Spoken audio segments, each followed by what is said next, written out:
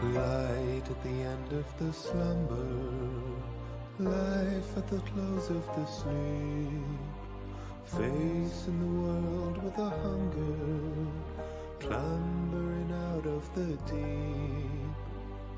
Blank slate, a trip to begin, look to tomorrow, clean plate, a fresh little wind, a road to follow, into the wild, into the vast, into the beauty, emerging at last, into the wild, into the fray, up and away. Gliding over the past.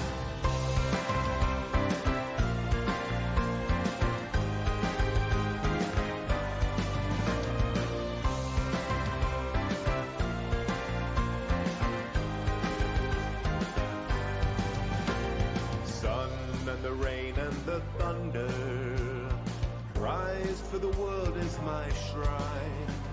So many places I've wandered, so many I've yet to find.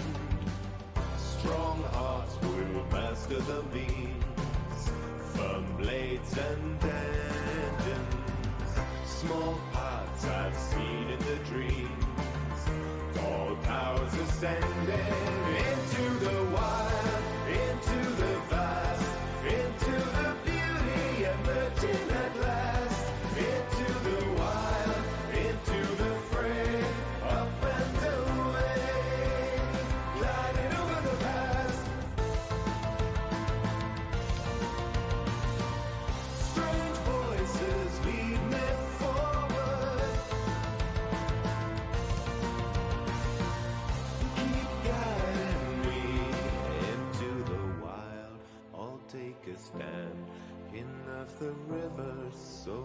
the sands, wings on the wind, stone on the skin.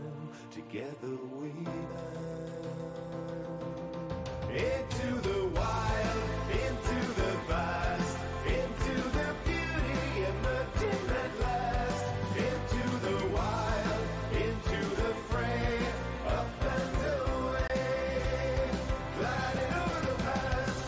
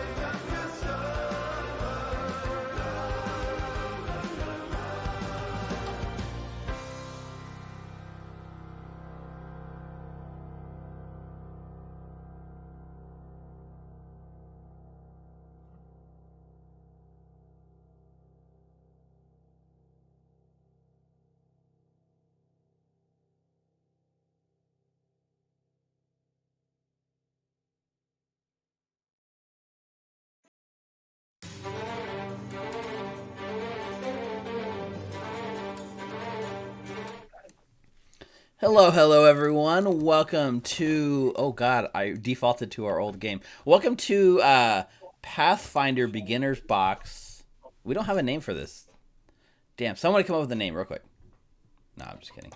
But this stream is going to be a collection of 5th edition Dungeons & Dragons veterans that all have quite a bit of games under our belt. And we are going to delve into the overwhelming world of Pathfinder, I guess, is the way I would describe it. So I am DM Steve. Welcome to my stream. I have 4 of my friends with me. Some of them you may recognize from our Beyond Avernus stream. Some of them you may not. So let's start with... I'm just going to go across the list as I see the names on Roll20. So Jordan, why don't you say hi to everyone? Hi, everybody. I was totally not stuffing apple walnut cake into my mouth. Oh, God, I should have. Yeah, I've been playing D&D for a while now. I used to always say that I was a noob, but I think I officially can't call myself that anymore. But I've been listening to Pathfinder, a podcast where people play Pathfinder, and that has always gotten me interested in the system. So I'm excited to play, and I'll be playing Cairo, the human warden cleric of Sarenrae. Is that any relation to Kylo Ren? Are you Kylo Ren? I'm his father. Oh, you're Han Solo. Sure. Spoilers! All right. For a movie that came out 5 years ago. Still, somebody out there is going to be mad. All right, next down the line, we have Rick. Rick, why don't you say hi? Tell us. Hey, everybody. My name is Rick, also known as Hallowed, and I'll be playing Hal Reciel, the Elven Rogue. Super excited. You could have played Halryssian, and we could have gone with the Star Wars motif. Yeah. Ooh. Yeah. You're right. I should have. We should have coordinated better. Yeah, tell them about your... You got a stream, too. You do a lot of D&D, right? Yeah, we stream on the Hallowed Hunt D&D channel on Twitch and YouTube. And it's just Hallowed on Twitter. I also play with Jordan on Friday nights and Sunday nights. Have another Tuesday game with some other people. And here we are playing Pathfinder, and I'm super pumped for Pathfinder. Do I find out you watch a lot of Pathfinder podcasts, or you're like a super Pathfinder pro and I just didn't know? I have no idea how this is going to go. Awesome. That's what I like to hear. All right. Next down the list, let's go with Nina. Nina, why don't you say hi? Hello, my name's Nina. I am new to Pathfinder. I've never played it. I'm aware of it, and my primary goal for today is to not die. I've played D&D for a while. But yeah, Pathfinder is totally new to me. I'm reading up on the quick rules as we speak. Yep. I should have given you guys access to the quick rules, but I know some of you didn't log into Roll20 until 10 minutes before we went live, so you just really want to be surprised. Which brings Everyone Yeah, wants a pretty challenge. much. which brings us to our last person, Brianna. Hi, I'm Brianna. I've been playing D&D for a while, like the rest of us, and I got roped into this because Steve texted me while I was at work and asked me if I wanted to join, and I said, "Fuck it, sure." That's Yo, essentially how it went. Yeah. same. Yeah. I don't know. I play the rogue in Beyond Avernus, and today I'm playing Ezrin, who is a human wizard. Okay. I guess So, if we're going with the Star Wars theme, I can rename myself to Ezra. Ezra. See? It's all falling into place. Great band. I don't know about Were you Valerie better though. than- How can we turn Valerie into a Star Wars name? Was one of the Seven three? Sisters something like a name similar to Valerie? Whose sister? The Seven Sisters, I think that's what they were called, right? The Seventh Sister, is that her name? She was from Star Wars Rebels. Damn, getting deep in there. It's Star Wars Rebels. That's not that deep. No, it's not. That's where Ezra's from. Yeah, exactly. Oh well. There was oh man, I don't know. I feel like that name tells me it's something from Rebels, but I don't know. There is a Val from the 2018 anthology film Solo. Val was a human criminal that worked with the Outlaws during the reign of the Galactic Empire. Oh, that works. I mean, to be completely honest, I was watching Thor before this, and then Valkyrie was there, and then yeah. Damn. Okay. But we will use that. It sounds more badass. No, we're gonna go back. Everyone, come up with a the reason for your name. No. That's better. I like it better. So yeah. So we all. Oh, Coach Reed is in our chat telling us who Vargery is. Thanks for Googling that, Coach Reed. Coach Reed is my dad, by the way, who could not join us tonight, but wanted to listen in as he worked. Hi. Hi. Please don't threaten Arthur. This is the wrong stream for that.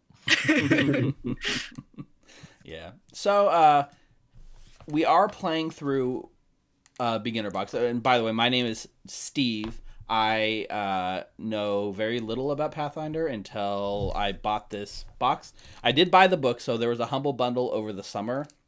I know me and Jordan both purchased it. I was lucky enough to get my book like right away. I know you guys can't really see it on camera right now, but I'm holding up the book. It's 640 pages thick. Yeah, it's amazing. Amazing is one word for it. Daunting is another. And this is like equivalent to like the player's handbook.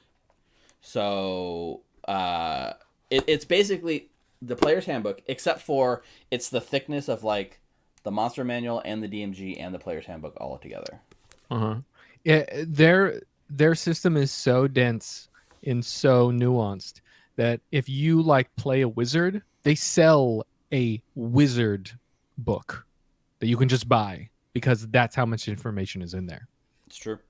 There's also the supplement came out recently called the Advanced Player's Guide, which is another book this thick with more player options. And I want to say there's probably 4 more player option books at least that exist out there. Yeah, it's incredible. It's like it went a different extreme than Dungeons and Dragons, which is Dungeons and Dragons was like, let's keep the product line minimal and 1 player option every like 2 years, right? And this system seems to say let's put one out every 3 months. Something like that. Yeah. It's a different take. So what we are doing is we are taking a step back and we're playing what just came out, I believe, last month, and it's called the Beginner's Box. Pathfinder Beginner's Box. So it basically takes a 640-page rulebook, slims it down to 64 pages or so, and I'm sure each one of you all read it cover to cover, so I don't have to quiz you. And the idea is it gives you like less ancestries, less classes, less feats, stuff like that, but it still allows you to get a handle of how the game works. And so in this specific game, we are using the pre-generated characters. We've changed their names and we've changed their images, but we're using the stats from the 4 pre-generated characters. So it uses the 4 classic role-playing game classes. I call them classic, but somebody pointed out to me online that like if you're talking classic, then like you gotta say like I'm playing the elf, and that was your class. But traditionally, you know, we have the rogue, the cleric, the wizard, and the fighter. And so the fun thing is, I don't think you guys know what the hell is going on with your characters. Some of you guys didn't even know what character you were playing until 5 minutes ago, correct? That would be accurate. Yes. Awesome. So To be fair, I did read up a little bit on my character's backstory. awesome. See, you came prepared. He was a dude. Well, oh well. Like nobody's perfect, I guess. So let's. I'm gonna switch over to the game screen so you guys can see our 4-player characters. So I think the first thing to do is to show you guys here in the handout section. There are some sort of handouts that'll be useful for you guys, and I've given you access to them, but I'll pop some up so you can see. So I'm gonna pop this one up. This is called the Basic Actions handout, and this is basically a list of things that your character can do. And one thing I will say that I do like with this system over like 5e is like everything that you can do is very like codified and gamified, to where D&D is like a lot of stuff is just like the DM has to figure out like, oh, I want to drop prone. What does that mean? Or I want to like crawl while I'm prone, or like I want to do X, Y, Z, and you know, some skills get left by the wayside. Like how often do you guys use like animal handling in D&D? Probably not very much.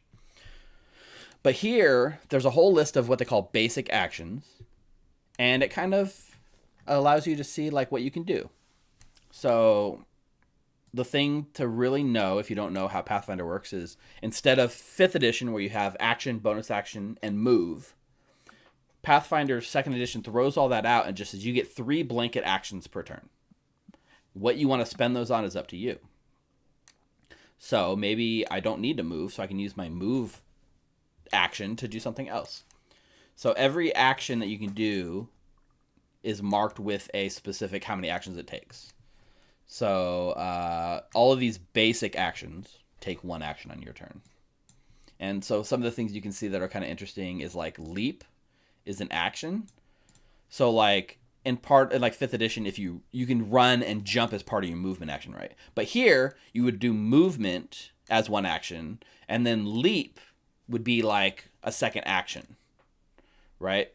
So if you just need to jump and nothing else, you could just take the leap action. But if you need to take they call it the stride action. You take the stride action to move your movement speed, and then leap across the gap. That would be 2 out of your 3 movements or actions, leaving you 1 more action to do something. And so like instead of like disengaging, like 5th edition has the disengaging as your action, here you have what's called the step action, right? And step action, you get to move 5 feet, and you don't trigger anything that would like happen off your movement, like opportunity attacks and such. They don't trigger on step. And so then down here in the more advanced section of the Hero's Handbook is the skills tab. And so this is more of a, instead of just like, oh, these are blanket skills that everything, even monsters can use. These are all like skills that you guys have as like characters. So there's like a big chart where it breaks down like, you know, all the skills, and it gamifies like exactly what you do. So as an instance, in 5th edition, if you want to like we're fighting something and I'm big and tough and I want to scare them, I want to make an intimidation check in the middle of combat. Well, what does that actually mean? Honestly, nobody knows. The GM has to make it up on the spot, right? Here, intimidation skill ties directly to an action you can take in combat called coerce. And if you scroll down, you can find where it is. And I think coerce is probably an out of combat one. I think, let's say, where is it? Intimidation ties to demoralize as a 1 action thing. So if I scroll down under intimidation and look at demoralize, you can see that demoralize is a concentrate mental, are the tags on the ability. It says, with a sudden shout, well-timed taunt, something, you shake the enemy's resolve. You choose any creature within 30 feet of you and attempt an intimidation check against their will save. And if you succeed, then they get the frightened condition on that monster. And the frightened condition, which there's a whole thing here which shows all the different conditions and what they mean. Frightened condition makes them worse at everything. Their AC goes down, their to hit goes down, all that goes down. So it's not like I scared you away from combat completely. It's more just like I can use my intimidating presence in combat and have a mechanical effect that's spelled out very clearly. Is it very complicated? Yes, but is it also uncomplicated in a weird way? Yeah. So I do like that. So you guys can take a look at that list of skills and basic actions. If there's any of these you guys want to attempt tonight, that is cool. Any questions on that? Does that make sense to you guys? You guys are very quiet, so I don't know if this is like I feel like I'm in school and you guys are just like taking notes and sleeping at your desk. So what happens if I have a pair of winged boots? Not thrown. Oh no. I did can not I- delve that far into the rules. I don't know. Can I say something real quick? Yeah. So I don't want to give myself an unfair advantage here, either compared to the DM or other players. Having the experience that I have from listening to the podcast for years, I just want to make everyone realize that among the basic actions, the 5-foot step is a really important one, because if someone doesn't have to move and they're in your face, they can take 3 attacks against you. And for some creatures in the game, that's a huge thing. That's like, if all 3 hit you, you're dead. Mm-hmm. So in this game, if something's in your face, you're pretty much always going to want to take a 5-foot step away from them, because if you do that, they have to take a 5-foot step towards you to make an attack, and therefore you've taken away their ability to do a massive amount of potential damage to you. Right. Makes sense. Yeah. So just keep that in mind. Like, that one is one that pretty much everyone uses all the time. If they're a melee fighter, if they're a ranged fighter, any of that stuff. So it's not always something you can do, but it's a very good tool in combat. Mm-hmm. Some other thing to note, opportunity attacks are not built into the system. I don't think. So if you are trained in combat, like fighters are, then you have an ability specifically calling out an opportunity attack that you can take against somebody that moves away from you. But like disengaging or just walking away from a rogue shouldn't trigger an opportunity attack, I don't think. So if I look at like Valerie's character sheet, right, it says under the action section, it says attack of opportunity is a special reaction that you can take as a fighter.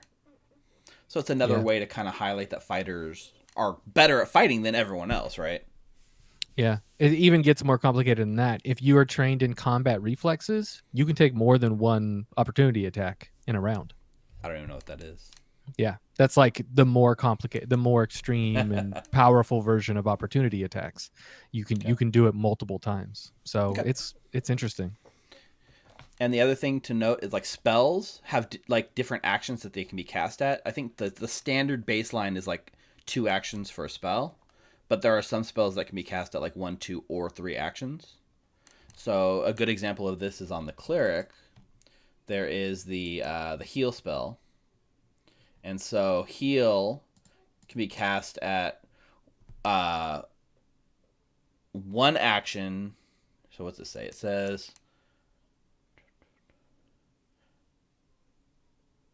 okay, so if you cast it with 1 action, you have to touch the person, and then they restore 1d8. If you cast it with the 2 actions, then it extends the range to 30 feet, and they get d8 plus 8. Is that it? Yeah, an extra 8, and it requires more things. In the 1 action, it's just somatic. With the 2 action, it's verbal and somatic. Got it, because you're like healing wording it out into a range, right? Yep. And then for 3 actions, it adds the material component, and then heals everything within 30 feet of you.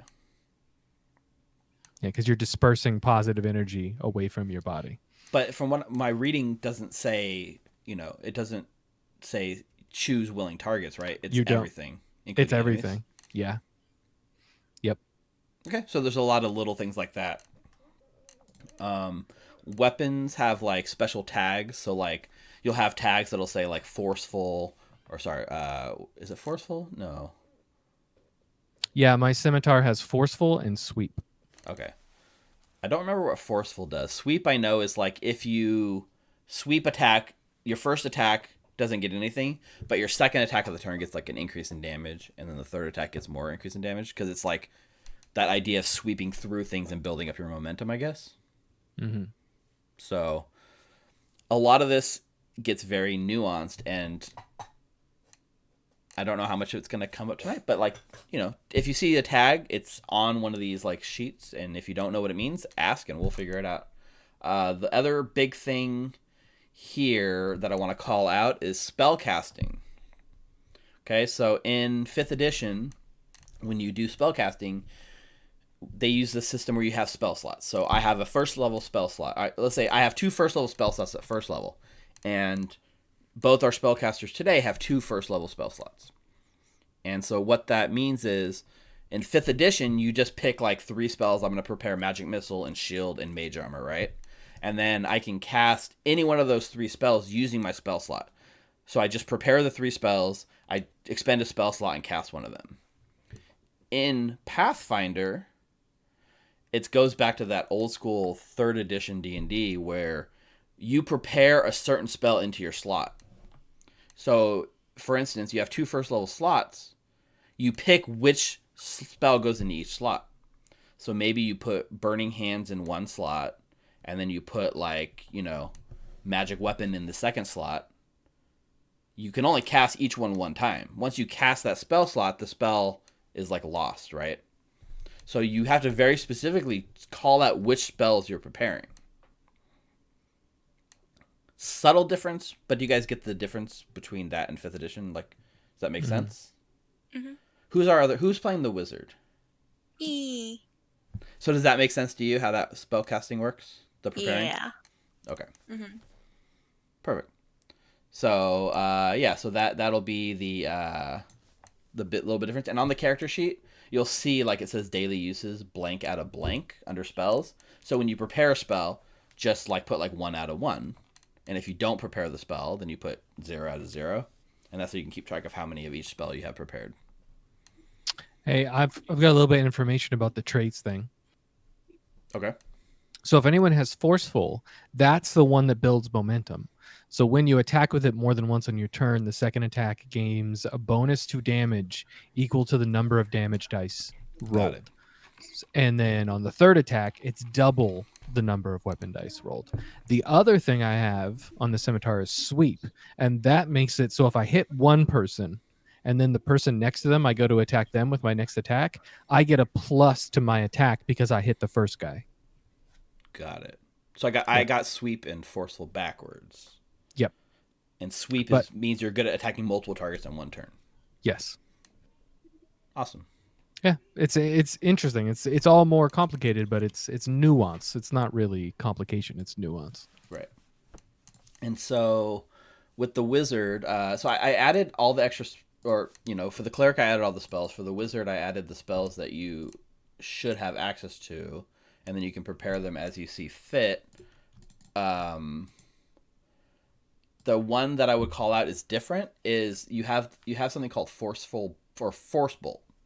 Mm-hmm. So as a wizard, you choose to specialize in a school of magic, and Ezrin is specialized in evocation magic. So what that means is you get access to a school spell, which is this force bolt. Your force bolt doesn't use your normal spell slots. It's like a bonus spell that you have. So you use it, and then to get it back, it just takes like 10 minutes of preparation time. So 10 minutes of rest and 10 minutes of downtime, and you get that spell back. Got it. So it's kind of like a bonus spell that you have that you can replenish throughout the day more. It's like a weaker version of Magic Missile, I believe. Yes. Okay. So that's like the special like wizard thing.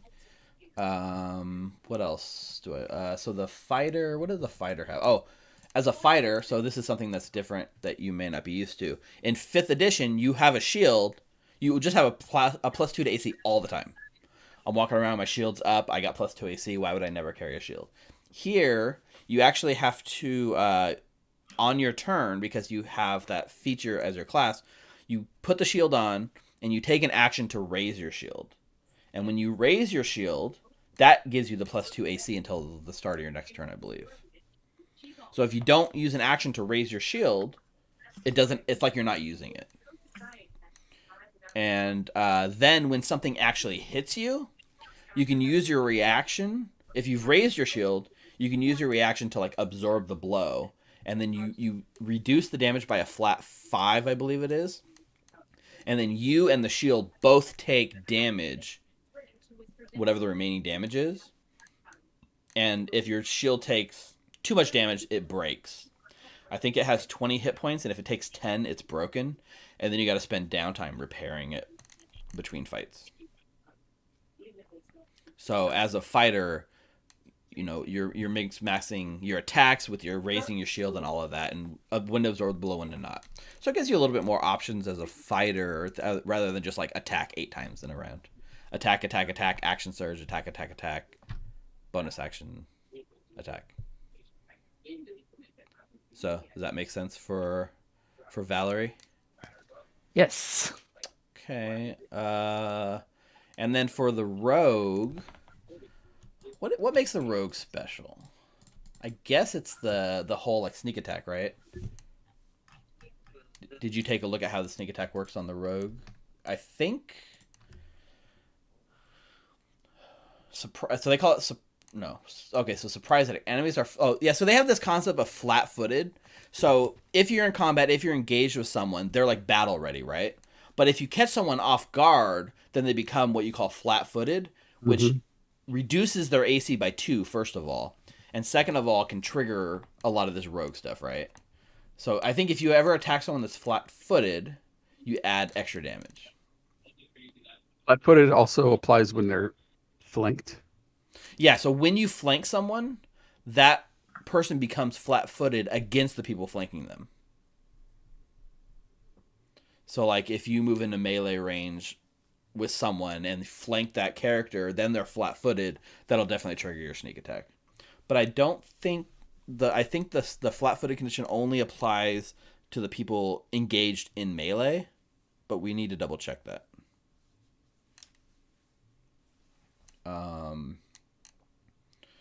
So yeah, so you know, pretty much the idea is to attack, like hide and pop out and attack stuff. And there is like basically when you hide, you take the hide, you have to break like a line of sight, and then you take the hide action. And then when you go to move, there's a special action called sneak, which allows you to move up to your movement speed, half of your movement speed, and then make another stealth check to remain like hidden. So it makes it a little more explicit how stealth works in this game. So you have to break line of sight, take the hide action, and then if you want to move from that spot and still remain hidden, you have to use that sneak action. I think that covers. If there's stealth, they're flat-footed to you, but nobody else. Yes, is how that works. Yeah, it's interesting. Flat-footed is just this condition. It's on that condition cards, right? And I think it just says, -2 AC. It's like, is that considered like a circumstance AC? Or circumstance thing? Flat-footed. You're unable to defend yourself well. You take a -2 circumstance penalty to AC. Flanking makes you flat-footed only to creatures flanking you, but some effects can make you flat-footed against everything. And if you like grab someone and like grapple them, they become flat-footed too. So like if the fighter runs up and just grabs somebody and bear hugs them, then the rogue could just like shove them to death, I guess. Yeah, it's like in Pathfinder, there are a lot of builds that are like grapplers and wrestlers because it makes sense with the rule set. Okay. And so like attack action, right? You have 3 actions, and striking is like an attack action. There's nothing that says you can't attack with all 3 actions, like Jordan was mentioning earlier. If you have 3 actions, you could attack with all 3 actions. The problem is like when you do subsequent attacks, you get like a penalty to your attack. So your first attack of the turn is just straight with whatever your bonuses are. The second attack you make in a turn has -5 applied to the attack roll, and the third attack has -10. Now, if you're using agile weapons, which are better at like multiple strikes, the penalty is reduced to -4 and -8. But otherwise, there's nothing that prevents you from just attacking 3 times in a row, other than your later attacks are less likely to hit, right? So that's where a lot of that like step and movement and all these other abilities you have come into play. I think that covers the majority of the stuff. There is a concept here. So critical hits in D&D 5th edition, the only way to get a critical hit on something is to roll like a natural 20. Or some classes get it on like a 19 or even like an 18. But you have this crit range and the base dice has to hit that. But in Pathfinder, anytime you hit something and you beat its AC by 10 or more, that's considered a critical hit. So if something has an AC of 15 and you roll like an 18 plus 7 for a 25, boom, you've crit it. And crits in this game are actually different in that you roll your damage and then you add all your modifiers and then you double it after everything's added up. Instead of like D&D, you roll 2 dice and then add the modifiers once. No. You roll the damage and double it with all modifiers built in. Yeah, so nasty. Yeah. And there are certain things that will say like do like an extra damage die in a crit or something like that. Like crits become like pretty big. The same thing there are when you're talking about like saves, the basic save is the idea of like Sacred Flame. You save or suck, right? Sacred Flame, you do a dex save in 5th edition. You do a dex save. If it hits you, if you fail, you take damage. If you succeed, you don't. But there are different levels of success and failure in Pathfinder. So for the most basic sort of I don't want to mess this up. So like for the most basic level of saving, right? If you beat the save target by 10 or more, that's considered a critical success. A critical success would mean I take 0 damage from the attack. A regular success would mean I take half damage from the attack. A failure would mean I take full damage from the attack. And a critical failure, which is 10 under the target, you take double damage. So that's a concept that 5th edition does not have. Also, hello, Walt Heisenberg. Good name there. Welcome to the stream. So in this way, like, in D&D, there's no way to ever crit on like a save spell. But here, if they crit fail a save, they're taking double damage. And the same thing, whereas a lot of spells is like save for half damage, you can actually completely avoid damage completely if you roll well. So that comes into play mostly during the spells you guys will see, like with Burning Hands and stuff like that. Is that too much information for you guys? No, Still sir. trying to process. Pretty much. Yeah. Yeah. Yeah.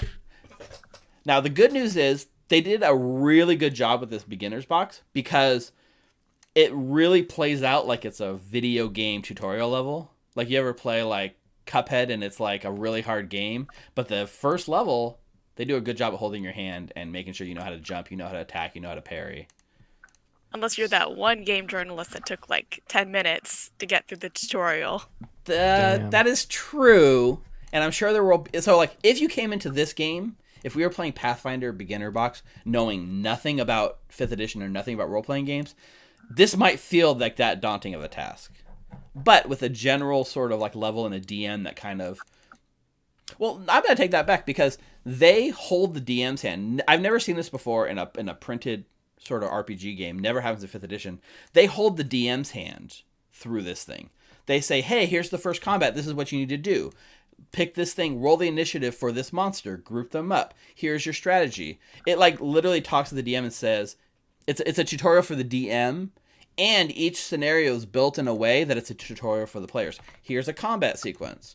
Oh, here's like a skill check challenge. Oh, here's something, let's add some like difficult terrain and teach you how that works. And it does it in a way that actually helps the DM to keep from being overwhelmed for a brand new DM. And I really appreciate that. So I really want to see more of this stuff from like D&D or something or other Pathfinder stuff. But they've done a really good job with this. So kudos to you, Paizo. So even though it sounds overwhelming, because they've built this module to ease you guys in like a tutorial level, we're going to get through this together and learn as we go. So it shouldn't be too overwhelming once we get started. And we're all learning this together. So if you feel like you don't understand something, the chances are everyone except for Jordan also doesn't understand it. I'll try not to pipe up too much. I guess the other thing to note on your character sheets for all your attacks, like for instance, I'm looking at Maricel right now, or sorry, Halicel. You didn't update your name on your character sheet. So for like short, I have like a weapon, it says short sword, right? So if I click the short sword, it's going to do the short sword attack. Okay. If I am doing it as my second attack for the turn, it says number 2 next to it. You click the number 2 and it automatically applies the penalties for being your second attack of the turn. Same thing with the number 3. Also, let's see. So if your class is going to be attacking more than once, it's built into the Roll20 sheet. The Roll20 sheet's not pretty. We're used to Beyond 20 and using D&D Beyond, but it's pretty functional. It's just not pretty. It's a lot of brown. Where can I find the range for the weapons? Good question. So let's see. You are you are Valerie. So let's see.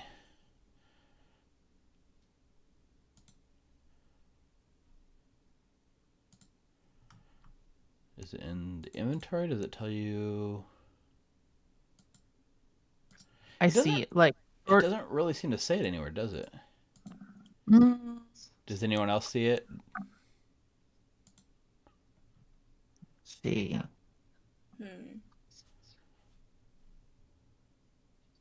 Maybe when I click it? 60 feet. It says at the bottom of that short bow attack, yeah. 10 feet on that dagger.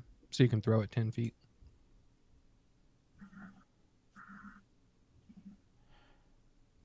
Let's see. Is it so I guess if you go to your, like, for instance, if you go, it doesn't show it like on the base thing, but if you, for instance, open up the cog right here for your longsword, and if I click it, it should open on yours too. It'll show you all the behind the scenes information, including the range, which I guess the range is, I don't see the range for the longsword. Probably can't throw it. Sure, but wouldn't you want to know the difference between like a 5-foot melee range or 5-foot melee attack and like something with reach? Is it just that's reach? what I'm trying It'll to say reach. Is that so? Like it'll just say reach as an item tag. Yeah. Where would it say that? Under inventory? It's under your character, under your actions. So you'll see melee strikes. Yes. And then underneath, under attack, it'll say T plus whatever, and then in parentheses, forceful, sweep, whatever. Yeah, so for your longsword, I see it says versatile P. I don't see that part. Hang on. Yeah, no. It's just click... versatile, ... So if you click Yeah. the cog, it'll show all the different traits, because you have to put them in manually. Yeah. Plus, if you roll it and see it in the window, like in the chat window, it'll say like all the traits every time you attack. So a versatile trait, so your longsword says versatile P, which means the longsword normally does slashing damage, but versatile P means you can adjust it to do piercing damage as part of that weapon. So when you attack, you can either do slashing or piercing, your choice. Got it, I see it. There's a website called Archives of Nevis that has, like, you can just put in whatever you want and search it there. It does Pathfinder and Starfinder, and it can tell you what any of these traits are, anything you want to know if you want to look up anything. Yeah, there's this tab here which shows all the equipment, but it's not very easy to see it on Roll20. To like look at it here, to scroll down. You can't really control F on it or anything, but it shows you all the different weapons, what their traits are, and like what each trait means. Or use the external site like Jordan's saying, because it's much easier. So, I think I've talked at you guys enough. Are we ready to become adventurers as we delve under... I guess we're trying to cure... We're going to tackle the Menace under Otari. That's the name of our module. So we are planning to do this over multiple sessions. Right, tonight we're planning to play for 3 hours, so we're playing from 7 to 10. So we got a couple hours tonight. And then next week we'll continue the second session, because I don't think we're going to finish in one sitting. And probably finish next week, I would imagine. It's not too long. Like I said, it's like a tutorial. So... any other questions? I don't expect you guys to know everything, but at least you should have a good grip of how the game handle works.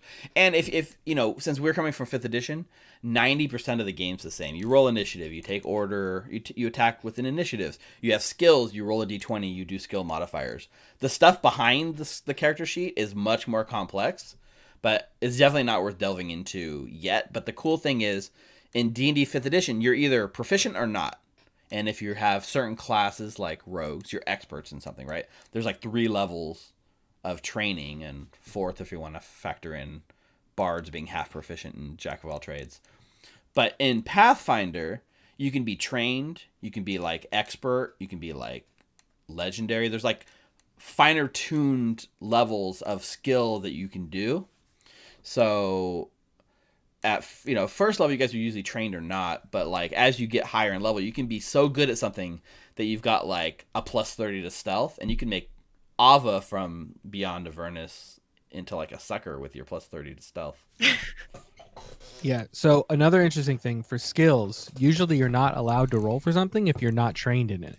So like you can't roll religion if don't have any training in it, because you don't have any experience, you don't have any training. If someone wants to help you on a roll, instead of giving you advantage, they roll, and if they get above a 10, I think. Well, the guidance in the book says the average, the standard DC to help with something is 20. Oh, interesting. So if you help, it's up to the DM. Yeah. So it'll just give them aid, which doesn't give them advantage. It gives them +2 on their roll, but multiple people can aid. So you can stack that bonus if multiple people are helping you do something. Yeah, the concept of advantage and disadvantage is not in this system, as far as I've seen. That's a strictly 5th edition thing. The other interesting thing is, like when I was looking at this help situation, is like multiple people can help with a skill if they're trained to help, but if you fail, or like especially if you critically fail the help roll, you actually hinder the roll. So a success gives a +1, a critical success gives a +2, a fail gives a nothing, and a critical fail hurts the person trying to do the skill. So if you're not really good at it, you could actually hurt the person trying to do it, which is interesting. But yeah, there is this idea of so that if we go back to that skills screen that we were looking at earlier, there's 2 columns, right? There's like the untrained actions, and then there's the trained actions. So anything that's in an untrained action, anyone can attempt. Even if you're not trained in that skill, you can attempt those actions. But under the trained actions column, those are things that you have to be trained in that skill to actually do. So if I have medicine, if I'm not trained in medicine, I could try to recall knowledge in that, or stabilize someone that's dying, or staunch bleeding. But if I'm trained in medicine, now I get access to this treat wound skill that actually lets me heal people. So there is this distinction between untrained and trained actions, which is kind of cool. All right, is everyone... So I'm about to start the Sirenscape music, so anyone that wants to be on Sirenscape that hasn't yet, pop over, open it up, and I will play that music. Should I reinstall it, or should I just not do it for tonight? It's up to you. If you want to just install it real quick, you can, and then you can get it added as you join. Okay. Did you have to edit? So did you have to reformat your whole computer? No, I just didn't think we were ever going to use it again.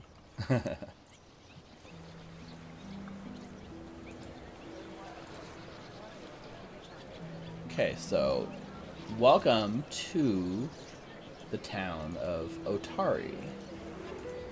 Hence the name Menace under Otari. 1 second, I gotta pull it up.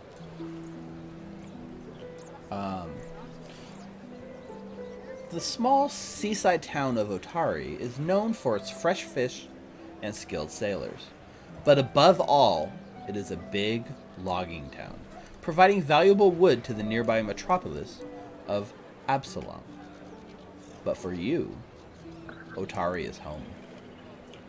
You grew up playing on the docks, getting lost in the nearby woods, and hearing the fantastical stories of travelers from faraway lands, tales of terrifying dragons and virtuous knights. Such adventure always seemed so distant. Until today.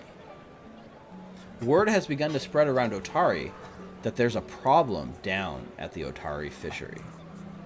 Some are saying that some sort of beast is lurking in the basement, feeding on the stores of salted fish. Folks are worried that whatever is eating the fish might soon get hungry enough to eat the fishermen next. You've received a letter from Tamily Tandervell, the owner of the fishery. Inside is a desperate plea for help. With the town guard busy protecting the loggers, she needs a few brave souls to venture down into the basement of her warehouse and put an end to the beast that's feasting on her fish. Do you have the courage to face the menace under Otari? So, the four of you guys are, I guess you're like a fledgling group of adventurers looking for your big break. And hey, here in your hometown, you've got your first big break of adventures. You just need to go to the fishery, find out what's eating the fish, and take care of the problem. So, we open, like you guys are sitting in this fishery, right? It's kind of like a bar, tavern, restaurant situation. And then in the back, there's like a warehouse. And deep below that warehouse is where the menace under Otari lives. But why don't we take a minute to go around the table so you guys can give a quick description of your character, what they look like, and such. So let's start with Valerie. Valerie, why don't you give us a description of what you look like, anything else you'd like to say about your character? All right. So Valerie comes in with a top knot over her head. She has medium armor on. Oh, okay. I'm like, that's not me. No, that's she has Tandervall. She's the owner of the fishery that is sitting down with you guys, begging you to help. She has medium armor on, with weapons strewn over her back, and then one that she's carrying. She's currently nose deep into the letter, with Miss Tamley, eyes darting from the letter to the door of the fish store, wondering if she found the right place. She sees the door and she knocks. Yep. Tamily. Such a weird name, Tamily. Tamily opens the door, looking up, like, "Oh, have you come from the letter?" Hello, yes. I see that you're looking for help. I think I could assist. We got one more. Come on in. They're just gathering right now. Oh, perfect. Thank you. So you kind of step into like the tavern, and you look and you see three other people kind of sitting around a table already enjoying a fresh plate of salted fish and the drinks of their choice. So you make eye contact with Cairo. Cairo, why don't you go ahead and give a description of your character and maybe what you'd be doing? Cairo's sitting down, enjoying the salted fish, and next to him on the floor, next to his chair, is like a travel pack with all kinds of stuff on there. Bedroll. There's a shield attached to it. He's got a scimitar on his belt, and around his neck hangs a religious symbol of Sarenrae. And he's going to town on this fish. You can tell that he loves fish. He's also wearing a chain shirt, and He's got long white hair, but you can tell maybe that happened early. Maybe he's lived a rough life. His face definitely looks like it. And he looks up and says, "Sit down, lass. There's plenty to go around." All right, and Valerie kind of pulls up to the table and takes an empty seat next to Ezrin. Ezrin, why don't you give a description and a little bit about your character? Ezrin kind of looks up, and Valerie sees this sort of middle-aged, dark-skinned human woman with curly hair, sort of held up in a scarf. She's dressed very simply. It looked like she just came back from a round of studying at the library, and you can see that there's like a spell book attached to her hip. It looks to be pretty well-worn and studied and read. Not a lot of weapons, not kind of a weapons person. No armor because her mind is her armor. Very cool. You sit down, and then across from you, like somebody slides a drink across the table in front of you, and you look up, and you meet the eyes of Halrizian.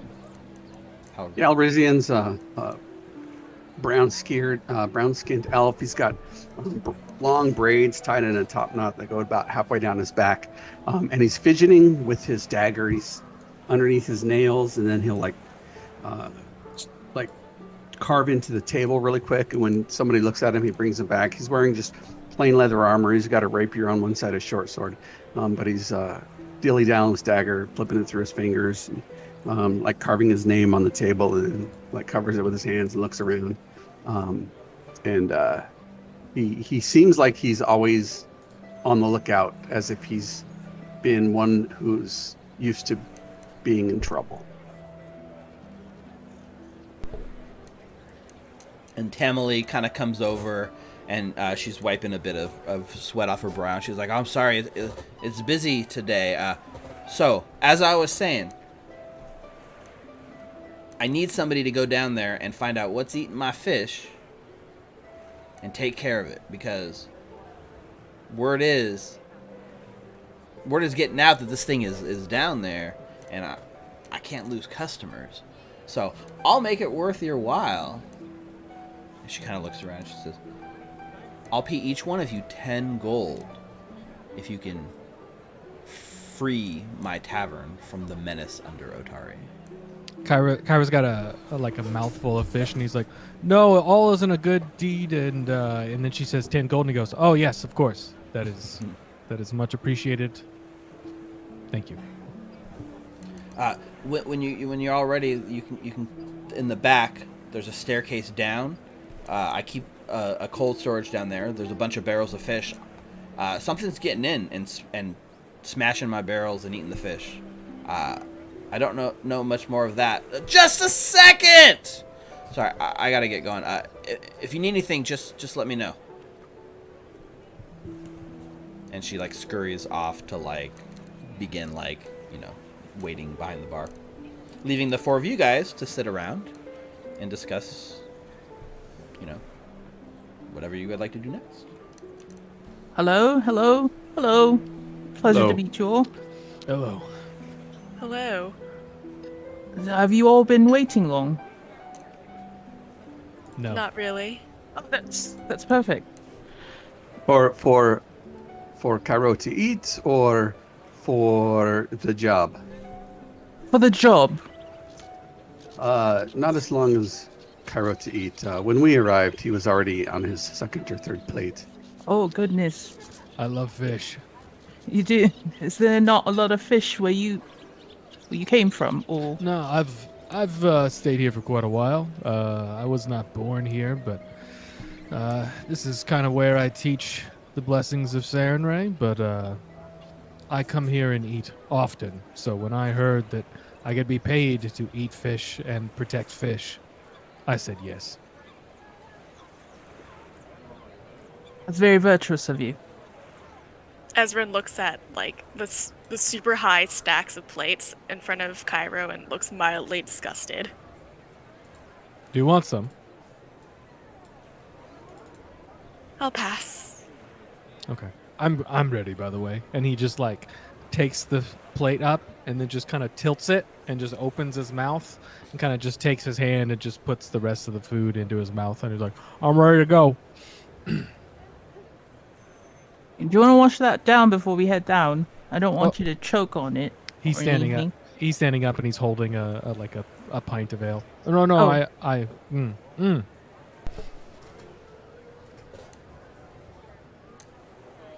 Okay, And- let's go. Yeah, as he like kind of stands up, the camera kind of pans from our ragtag group of adventurers as you hear the scraping of like stools along the ground, and the camera pans to a door in the back that's clearly marked employees only.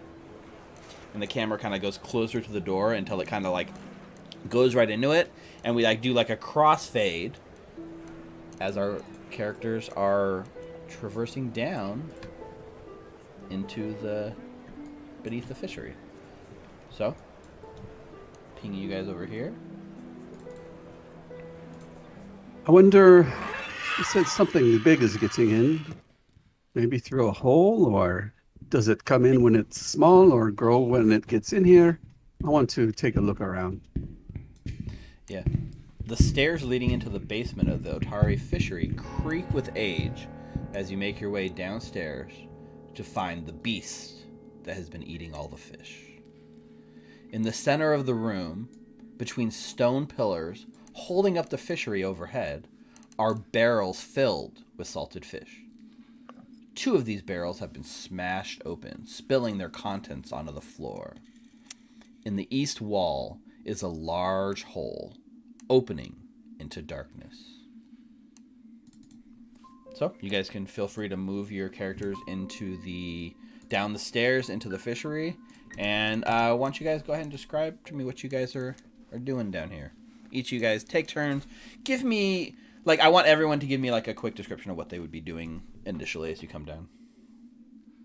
This is the part where the tutorial pops up and says, did you know that during exploration phase, you can tell the DM what you want your character to do, and that DM will respond accordingly.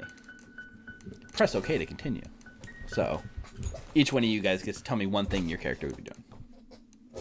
Rather than wasting a torch, would anyone like to have light on themselves if they don't care about being seen? Which is an interesting thing to back up, because 3 of you guys are humans, so you have no dark vision. 1 of you is an elf, but in Pathfinder, elves have what is called low light vision, not dark vision. So elves can see in dim light like it was bright light, but can't see in pitch black. I wouldn't pass an opportunity to see. I can't see anything. Would you like your weapon to glow? Or I will, that shield? Valerie will raise her shield. Okay, so you're using the light cantrip. Yep. So that puts a 40-foot, or 20 dim, 20 bright coming off of Valerie. Yes, sir. So what does your spellcasting look like? So he puts his hand out. He puts his other hand onto his chest, and as he holds his hand up, he does a couple finger movements and whispers a prayer to Saren Ray, and then just taps the weapon that Valerie's holding, and it just what kind of weapon are you using, Valerie? At the moment, a longsword. So your blade just starts to glow with light. Okay, and that lights up the room pretty bright. So most of you guys will see the bright light coming off Valerie, right? And there's a bit of dim. This room's pretty small, so there's not a lot of dim light, but you guys would see, all the humans would see the dim light as slightly darker, right? Anything that's in dim light has the concealed condition against you, which means essentially if it tries to hide, it can. And also if you attack something that's in dim light, there is just a flat chance that it misses because it's too dark. So all the humans will see that dim light and it'll be a difference. But for you, Hal, that dim light, just ignore that it's dim and treat it like it's bright for you. So anything in even dim light, you can see perfect. Got it. Yeah. Roll20 doesn't support the 3 tiers of, like, the different tiers of light that, like, Pathfinder's second edition has. So we'll make do. Okay. So speaking of Hal, so the light goes up and then, you know, you see everything lights up in your elf eyes. What are you doing down here? I want to look around for clues of who might be in here, whether that's tracks or what otherwise. Okay. I just want to look for. Why don't you give me a straight perception roll? All right, where is this? Is it seek? What is it? It's called seek, right? Is that what they call it? Just look action. at Let's see. under my skills. So perception have that. should be on the right-hand side in the middle.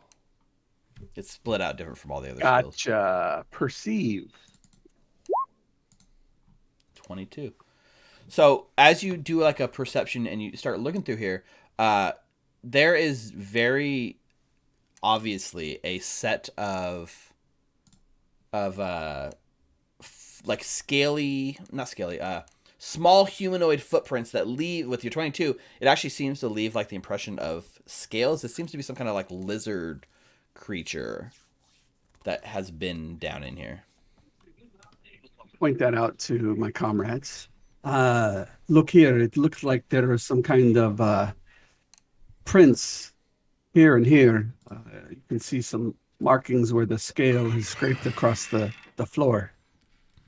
Oh, that was terrifying. Sorry, like my online player crashed. I had to restart it, and then I had to restart the music, and it went back to the beginning of the cellar. Sorry. Oh, I thought a door was closing. I was terrified. I thought someone came in. This is supposed to be you guys coming down. Okay, so yeah, so Hal finds a bunch of footprints, and they lead directly in and out of that hole in the east wall, for sure. Right. Ezrin? Ezrin is taking a look at the smashed barrels and is trying to determine, like, how big the creature might be if they're smashing it with their bare hands. Let's see. What would be a good skill for that? In D&D 5th edition, I would say give me an insight check, right? What would the good one be for this game? Let's see. I'm looking through the list of skills to see. I don't see like a straight sort of like insight kind of check, huh? I wonder if they just mean in this game like the insight falls on the player more than it falls on the character. I don't know. Why don't you make me a recall knowledge in whatever skill you think might be applicable. I would argue nature. Yeah, nature sounds fine. You're like, is this some kind of beast, right? They keep calling it the Menace, the beast. So nature would be a good one. So give me a nature recall knowledge. 15. So looking at the way it's smashed, there are plenty of beasts that may or may not feast on fish. Very few that you would think would come in to like a fishery to do their like hunting, like going to barrels, right? Most beasts are like hunters. But like looking as you're looking at the way that the barrels are splintered, you feel like it's less beastly. Like whatever tore into these, it's not like teeth and claws. It's more like swords and the force of pulling it off the shelf that smashed it into the ground. Got it. Definitely not any sort of beast that you can think of. And Valerie. Valerie's spending her time marveling at the sword that's lit up and just swinging it like a lightsaber. Back Is to she the making Star the Wars. lightsaber noises?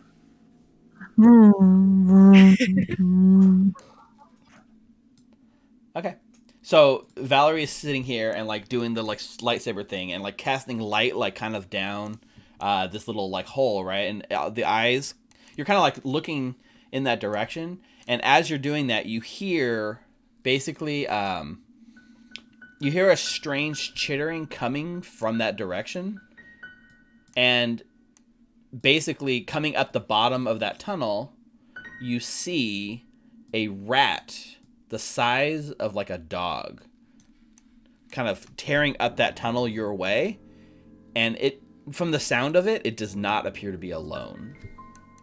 The giant shield. Yeah, the giant rats rush towards you, their huge teeth snapping. So this is where we come to our first combat. Woo! So I'm going to have everyone roll me initiative using perception. Yeah, I did it right. Of course, I clicked the wrong thing.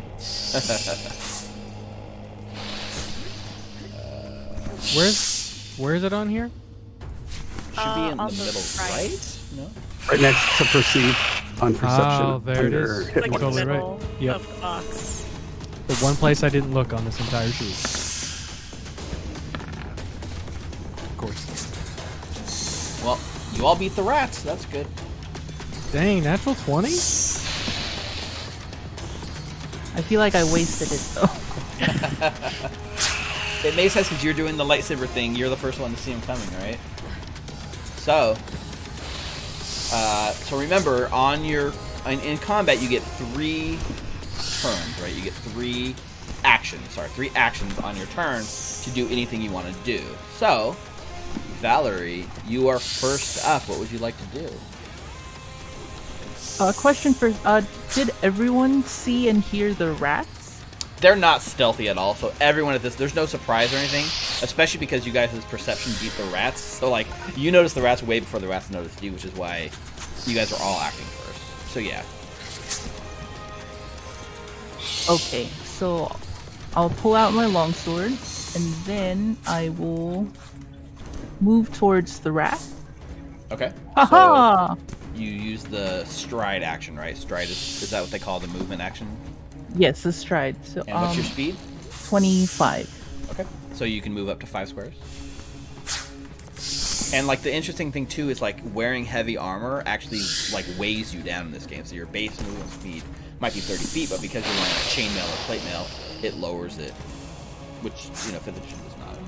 Okay, so you weigh down these giant, snarling, large-teethed rats, like snapping at your ankles. I guess your knees, they're pretty big. So on my way there, I was shouting enthusiastically, and then when I got there, I just screamed, "Oh boy!" And then I will raise up my shield. Oh, so you're raising your shield as the second action. Okay. So that gives you a +2 AC. Let's mark your token with that. Just to remind us.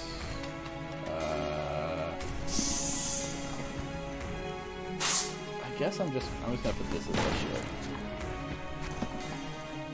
Tricky. Yep. So until starting next turn, you get +2 AC, and you now have unlocked the ability to like block an attack with your action. Yes. And then I'll call out, my friends! It appears that there are a lot of dogs in here, and then I will take a step as an action. Step back. Okay. 5 feet back, right? 5 feet. Okay. I'll move right here so that if people want to move in, they can. Okay. That's my So turn. You nestle into the corner. Okay. Cairo leads over to Hal and says, "I'm fairly certain that's not a dog."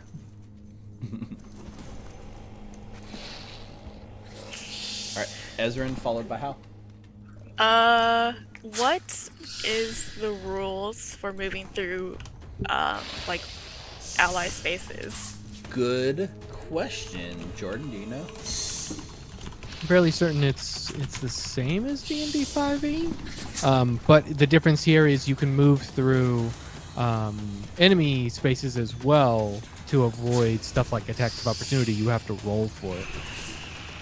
So no. So what it says is, No penalty for moving through allies in combat. Moving through an enemy counts as difficult terrain.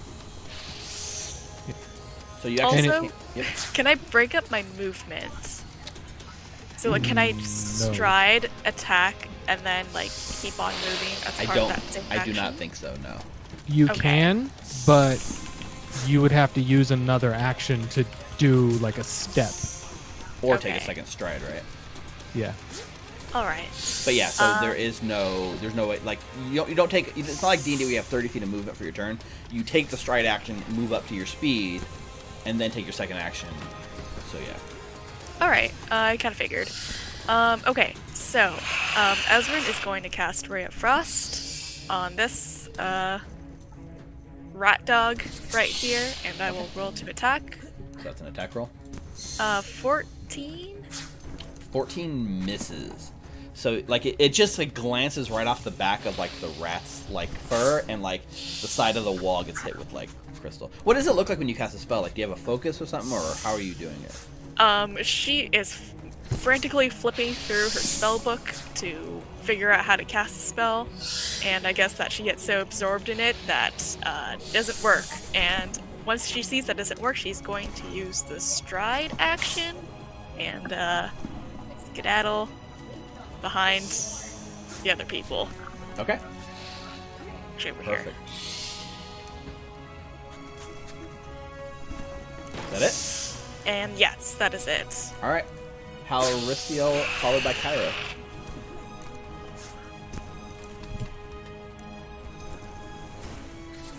You might be muted, Rick.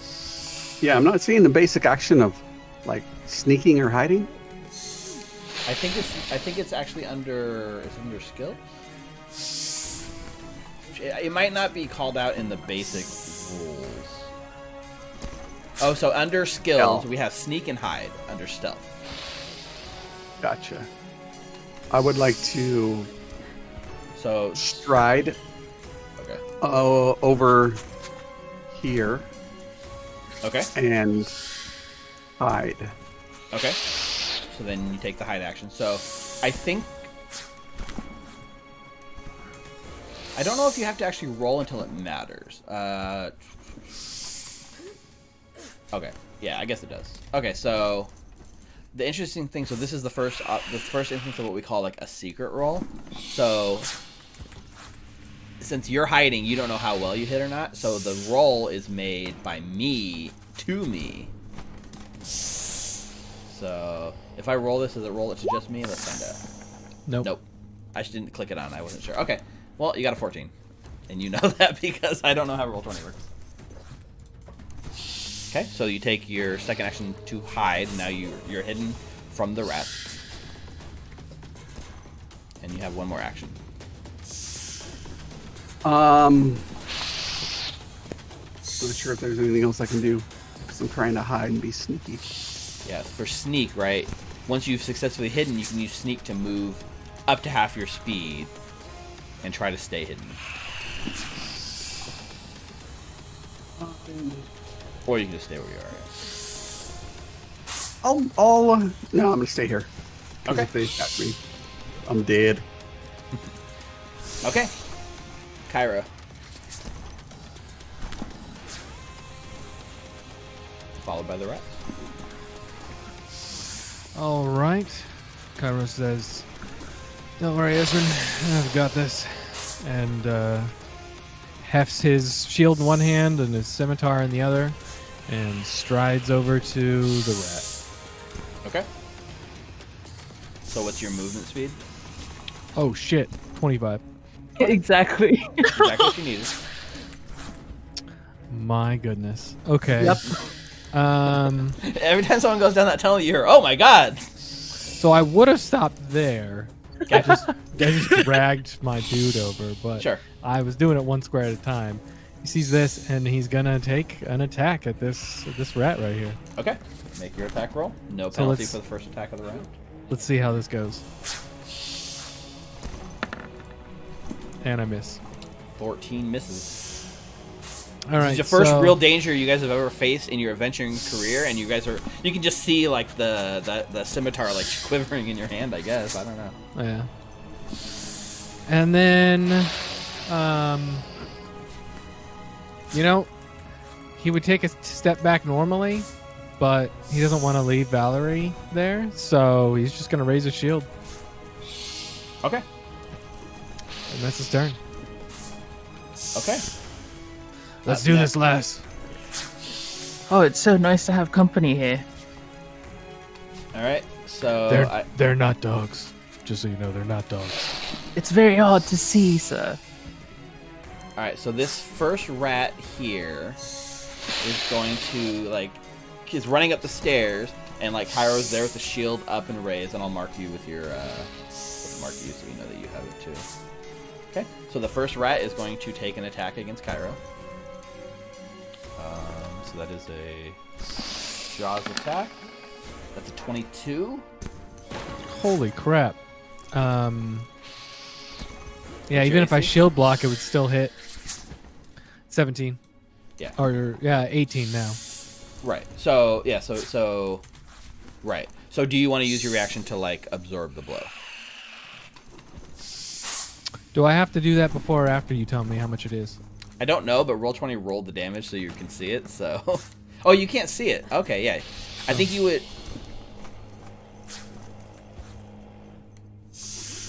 I don't know. What do you think?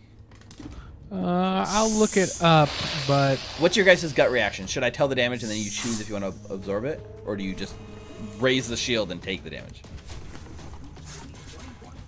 Then it would be, I'm going to block it, right? Before you know the damage? Yeah, I'll use my reaction. Okay. So the damage was 4, and you reduce it by 5 and take 0. Ooh, okay, cool. Okay. That was just one attack, though. Yeah. Second attack is a 4. Miss. Natural 1. And then its third attack is an 8. So all 3 attacks crash against you and miss. Beautiful. Okay. This one here moves next to you, Valerie, and is going to attack you. So one action to stride into your range. Second action to attack. 15. Misses. And then third action to attack. 16. Misses. Okay. Haha! This one here can't seem to actually get any sort of purchase because you're kind of nestled in there. So this one actually runs forward here, 5 foot forward, and then uses so it's using a stride action, right? 5 foot forward, 15 feet to get under Cairo's feet, 20 feet gets right behind Cairo. Oops, I moved Cairo instead of the rat. Oh. So runs through Cairo through his feet. And gets behind him with one stride action. I think they have that movement speed. Let me just check. So he used 20 and he has 30, so he can. And then after he gets behind Cairo finds himself flat-footed because he's now flanked by the rat. Here's the thing. You have to attempt, in order to do it, you have to tumble through, which is a type of movement. Are you sure? Yeah. You stride up to your speed. During this movement, you can try to move through the space of an enemy. Attempt an acrobatics check. Let me see if it's in the beginner's book. Right, that's maybe why I didn't know. Basic action, basic.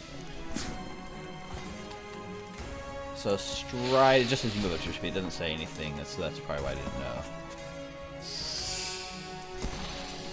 So it's under acrobatics in skill descriptions. Tumble through. Go ahead and read that. So acrobatics. Alright, let's find it. Acrobatics. Under skills. Right, yeah. Acrobatics. Tumble through. You stride during this movement. You can try to move through the space of one enemy. It's true. It calls it out there that... So he'll use one of his actions to try to run through your feet.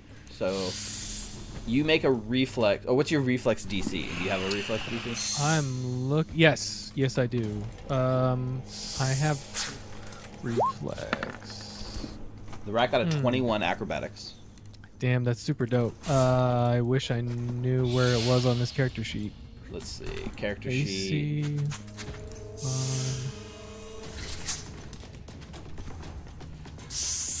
It's weird. I don't know.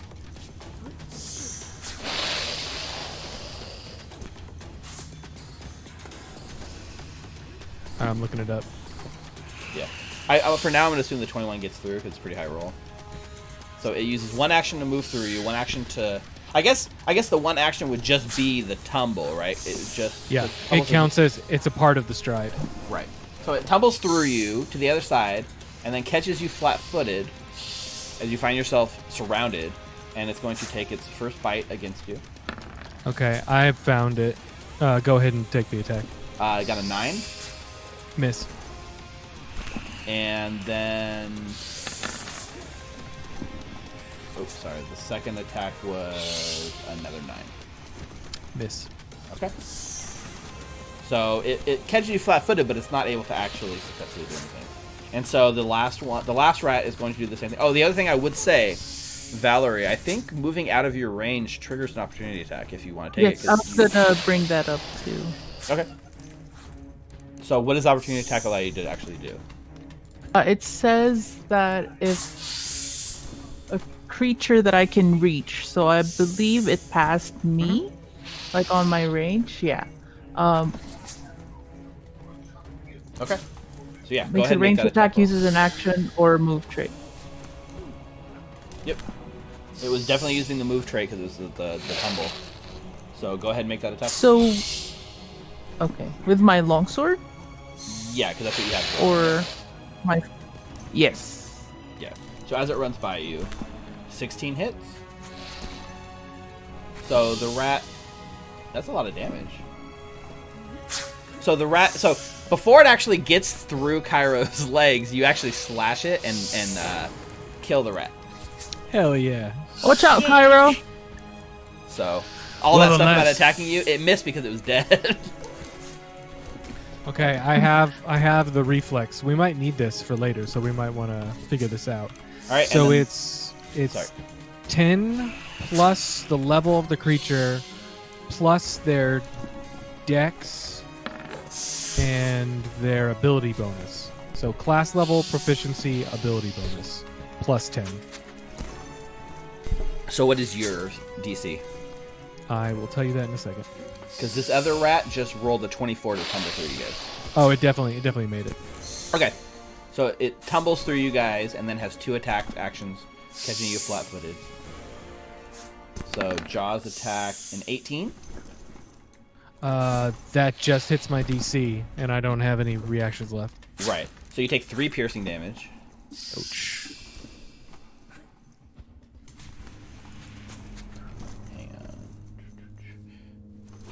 It has another ability when it bites you, but it's not showing up in the character sheet on roll 20.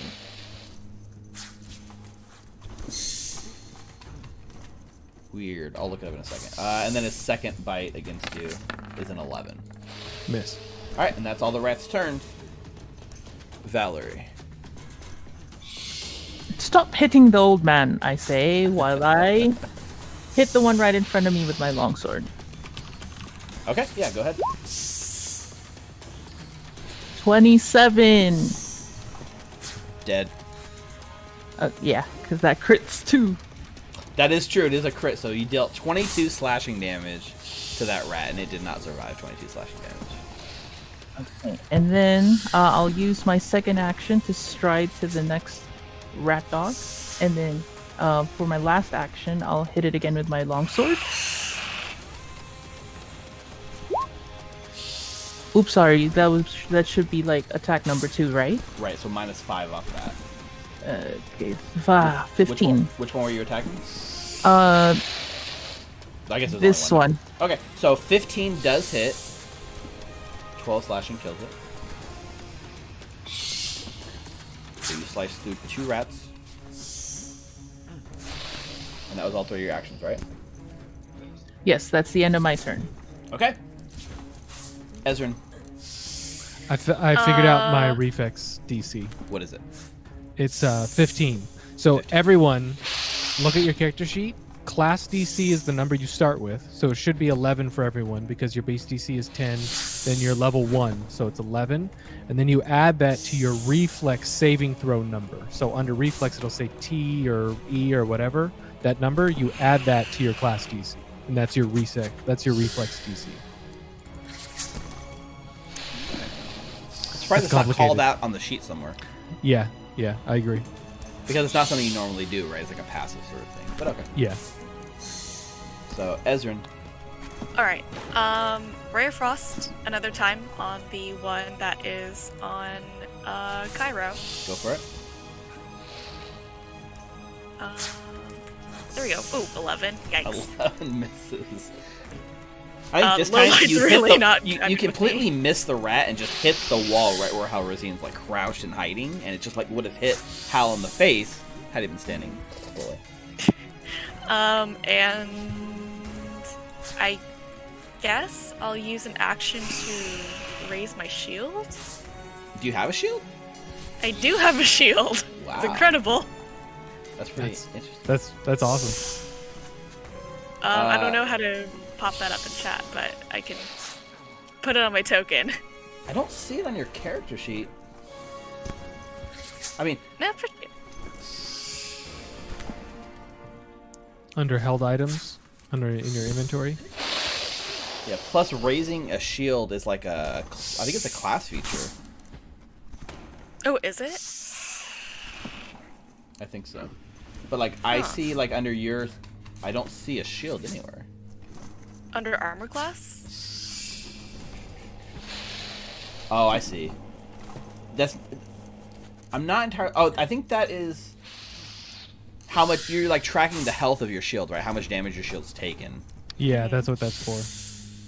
So like Cairo, when your shield hit, right, it took 0 because it reduced it under the thing, but had it gone over the 5, you would have started taking damage to your shield. So that's what that's tracking. So unfortunately, like you don't actually have a shield, and even if you did, you don't have a ready shield action because it's not given to you by your class. Okay, got it. Okay, I don't have an anything action. else. I don't think I have anything else I want to do. Okay. So yeah, All right. that's my action. Halrusian sneaking behind there, like you hear the I want rat just around the corner. to sneak around the corner Okay. Sneak and around the corner. stab him Make- with my rapier. So using the sneak, right? You're still trying to sneak up behind it without being noticed. So make a stealth roll for me. I'm not gonna do a secret roll. I'm just gonna have you do it. So you sneak up behind it and like slip on the rocks that are right there and like makes a little bit of noise, and it notices you. You pop around the corner, it notices you. Unfortunately, you do not get hidden advantage, but you still catch it flat-footed because it's flanked by you and Cairo. Righty. Let's attack him with my rapier. As I yell, on guard, dog. All right. Great attack roll. It has a -2 AC due to the flat-footedness. So yes, so that Holy hits. shit. It's not a crit. It's almost a crit, but not quite a crit. So that's 7 piercing damage. But you also have sneak attack, right? I do. Because it is flat-footed. Is that the trigger? If it's flat-footed, you get sneak attack. Yes, Perfect. if I recall correctly. All I right, think now to that's find sneak attack on my sheet. Just roll a d6.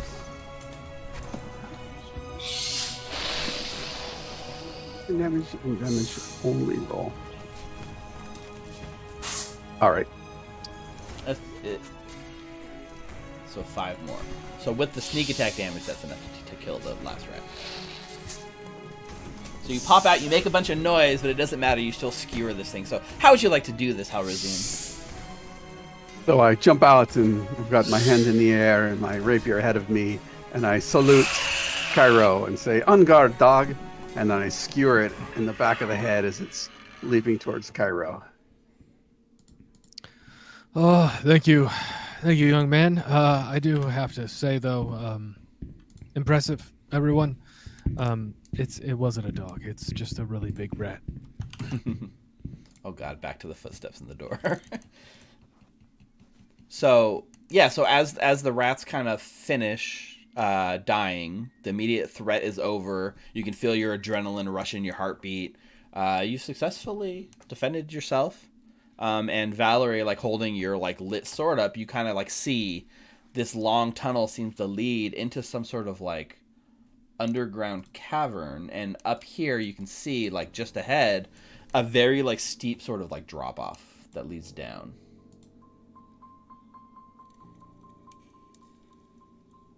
And so as you approach, like the whole like world pauses and it says, "Did you know that you could attempt to climb down objects? Doing so requires an athletics check and usually a rope. Press OK to continue." But because you have the light, right, you're lighting up this area, you get a good look at it. So the description of this room is... also, for defeating the rats, everyone gets 80 experience. So there should be a place to track experience on your character sheet, right? Yes. Is it? Oh, yes. Where is it? Because I don't see it. Right next to the It's player name. under deity. Oh, yeah. So 80 experience for defeating the rats. Good job, guys. 80 experience each. Yay. The way leveling up works in Pathfinder 2nd Edition is whenever you get 1,000 experience, you level up. And then you subtract the 1,000 experience and go back to 1,000 again. Nice. Okay. So, squeezing through the hole, you find yourself in a cavern that seems to stretch endlessly beneath the streets of Otari. Who knows what menace could be lurking down here? Up ahead, the passageway ends in a cliff that plunges sharply into the darkness, which is now lit up by your light spell, because who wouldn't use light right here? So there's a short, slippery cliff. It looks like the cliff's only about 10 feet tall, but it looks very slick with moisture, which means it might be kind of hard to like climb down. We should look. I'm older than both of you young women. We should attach a rope and put it down here. I don't think I'll be able to climb back up this. I'm just going to be honest with everybody. There is plenty of like stalagmites like around the top half. You'd easily be able to like attach a rope to one of them and go down. I'm gonna do that. Does anyone have a rope? I don't know I what do. you guys have. Me too. I have a rope. Well, you are adventurers, so I guess it makes sense you would have rope. So using the rope, yeah, it's like the little like tooltip. Like using a rope is a way to make a difficult climb easier. Press OK to continue. So you like tie. There's like a cutscene of you like tying the rope like around the stalagmite and like throwing it down the like moisture cliff. So now since you have this rope, if you're using the rope, it's just one by one you guys climb down. Yeah, let's do that. Well done, everyone. By the way, Ezrin, before we get down there, does that look strange to you? Does what look strange? Yes, that does look strange. It looks like almost some sort of like mushrooms or fungus that's growing out of the wall. That can't be good. Can I do a nature-y kind of check thing? Sure. Do a recall knowledge, nature-based. Sure. All right, I'm gonna go down the rope. No one laugh at me, please. 17? Is it 17 for the nature? It's a little weird, but it doesn't look to be dangerous or anything like that. It looks like a normal sort of fungus that grows in the region. So, yeah, there's no... It doesn't look dangerous to your eyes. Like, you're pretty sure you can get near it and not worry about it, like, hurting you. So, Cairo, as you go to descend the rope down this cliff, why don't you give me an athletics check?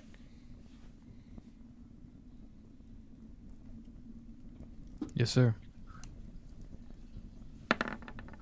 Not bad. Yep. So, you're going down very, like, slow. It's, like, slippery, and you're, like, doing very, like, steady work. With the 17, you managed to make it, like, halfway down the surface, and you're holding on good, but you haven't made it all the way down yet, because a success was not enough to fully descend. So I need you to make a second athletics check. I gotta make a roll for every 5 feet? I thought it was only 10 feet. Because of this, it says with the success, which you got, you managed to get 5 feet, but need to do. I think it's trying to teach you how like these multiple like things work. Even if it's not following the official rules, I guess. So what it says is, yeah, you did not roll high enough to make it in one go. So you start descending the second half, and like you kind of like feel like your hands starting to sweat and your feet are starting to slip a little bit, and you're so afraid that you're gonna like fall to the thing, and at the last second you actually slip. And then your feet land like an inch lower, and you realize you were all the way at the bottom, and you made it successfully.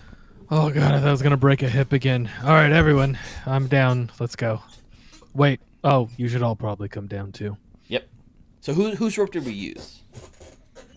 Mine. Okay. So who's? Going I'll down wait second? for everyone else to head down. I'll be the last one to go. Okay. Who wants to go next? Ezrin looks at Hal, Rician. Well, okay then. I guess I will go. Let's go. And I will climb down.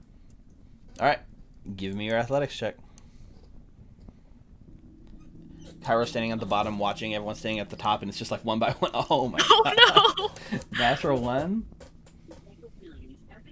All right, so so you put away all, like, you have to have both your hands free to climb, by the way, too. So like Kyro would have to put away the sword and the shield and descend. So you're like, if the old man can do it, how hard can it be, Halrizian, right? So you're like, I'll show him how it's done. You swing over the edge, you get on the rope, and the first thing that happens is your foot hits like a slick patch and just completely slips out from under you, and the rope is already wet from like the sweat of Kyro ahead of you, and it slips through your grasp, and you fall the 10 feet, and you all watch as Halrizian falls 10 feet to the ground, lands on the back as like all the wind is like knocked out of you in like a big sort of gulp of air, and you take 5 damage. Oh. That's a third of his health. It's a third of his health. Oh boy. Oof. But you make it down. You said go down because she already tried to shoot me once with her cone of cold or her ray of frost, and now she made the rope frosty and wet. Oh, sorry, son. That's probably me. I was terrified. That looked like it hurt. Let's wait till the ladies get down, and if they hurt themselves, I can patch us up. So in this sort of like challenge, a critical fail means you fall all the way to the ground. Sorry there, Hal. All right, so I guess that means Valerie's waiting to go last. So that would mean Ezrin's up next. Yep. Athletics, that is a 9. Oh, So, no. You watch as Ezrin goes over the edge, right? And like gets the hands like on the rope. Oh, sorry. Ignore that. And like stands there and like wiping the hands to make sure they don't fall. And they're hanging there at the top, and they're trying to like move their feet down slowly, but they're so scared that like everyone sits and like 30 seconds passes, and Ezrin has made like no progress.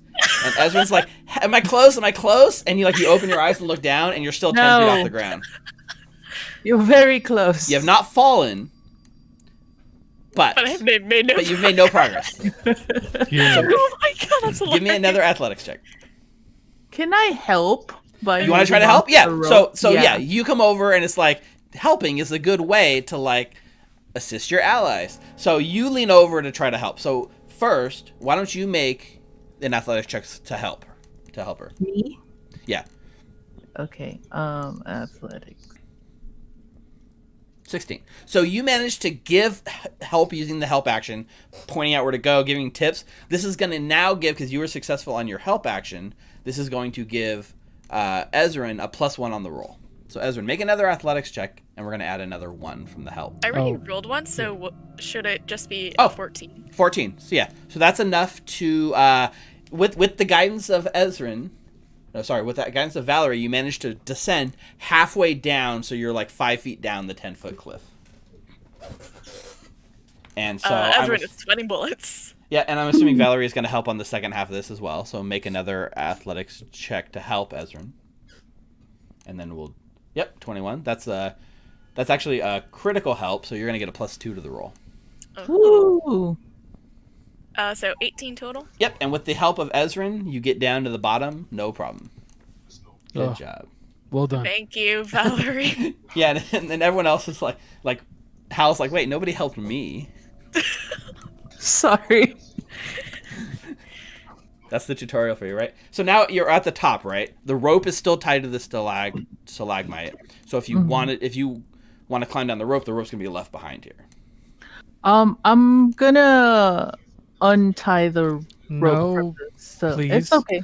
Well, what if we have Valerie, question. Yes. If we're coming back this way, wouldn't we need to climb up? Ah, yes.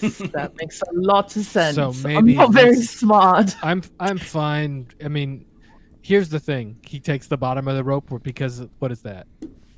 It's 50. It's only feet. 10-foot cliff, so like barely anything, right? So 15 feet. So he just cuts 35 feet off the rope and puts it in his back. We'll just leave this here. This could just be. Yeah, this is good to leave it here for anybody. Perfect. Okay. Yep. So yeah, you so now leaving the rope in place, you go back, you tie it again. So now, are you going to descend, Valerie? Yes. Is anybody helping Valerie from down below? Yeah, I'll stand up and I'll hold my shield up above my head and she could put her feet on it, I guess. Okay. Why don't you give me an athletics check there? Oh wait, I probably should have done this for someone else who's better at it. Yeah.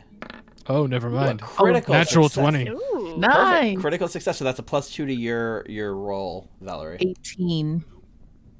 Okay.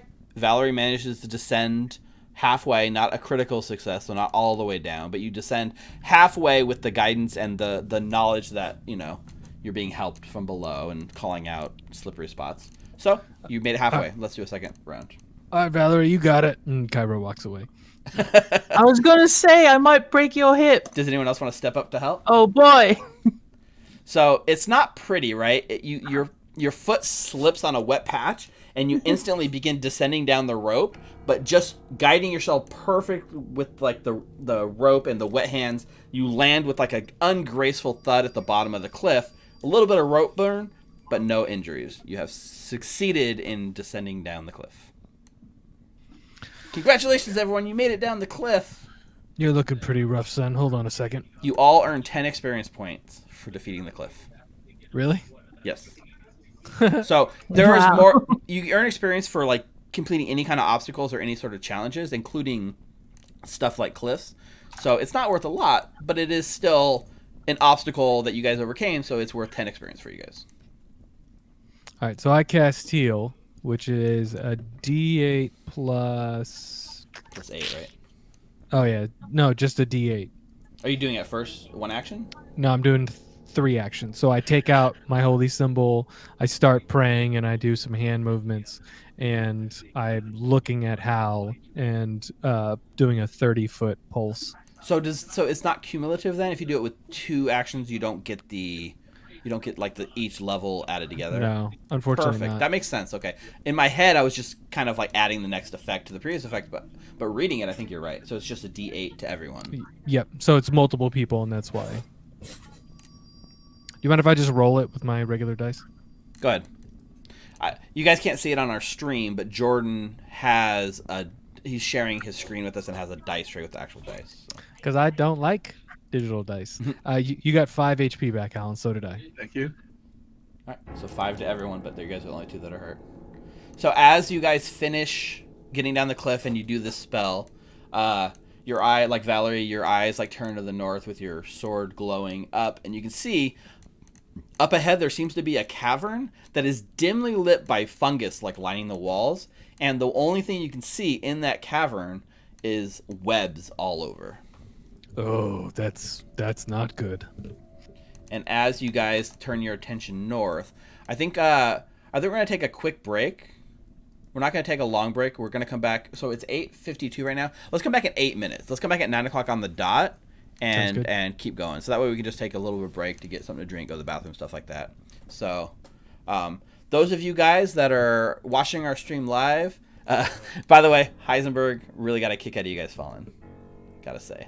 So, hey there, Heisenberg. So yeah, let's take a quick break. We'll be back in just a few minutes, and don't go anywhere.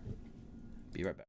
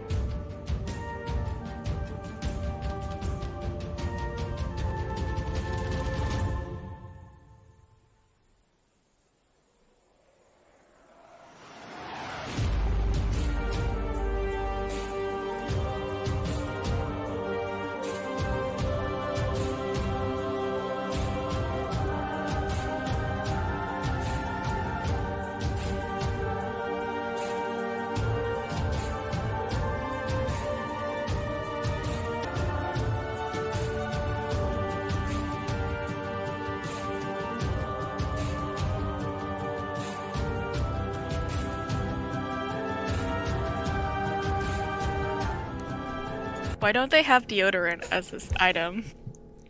I'm very disturbed by this. Well, because all you need Gotta is mix soap. your soap with something else. Yeah, with potpourri. During our downtime, we were looking at our inventory, and the question came up like, "Why is soap an object in your inventory?" And Jordan's very adamant. Well, to clean yourself, duh. Yeah, I don't see what the problem is, guys. I don't remember soap being in Dungeons and Dragons. Well, it's So- because everyone on smells. Are you Everyone's- saying you have your personal prestidigitation? Yeah, it's called soap. Yep. So it's like a magic item that cleans yourself. Wow. Yeah. Think of the implications to society with soap being standard gear.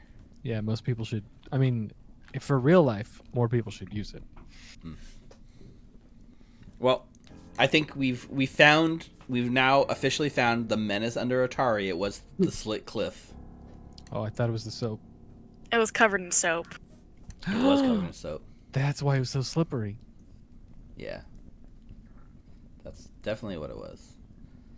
But I do like that, like they give you a little bit of experience. Hey, you beat this thing, 10 experience. So the question came up during the break. Can they just climb the cliff until they level up? And the answer is no. No, you cannot. It's not the Although- bridge from Barovia. Yeah, it's not the bridge from Barovia. I think you only get experience the first time you beat a challenge. Otherwise, now you've conquered it, you don't earn. Like, I guess in that same vein, if you kill like a giant rat and then use heal to bring it back to life and then kill it again, do you get double the experience?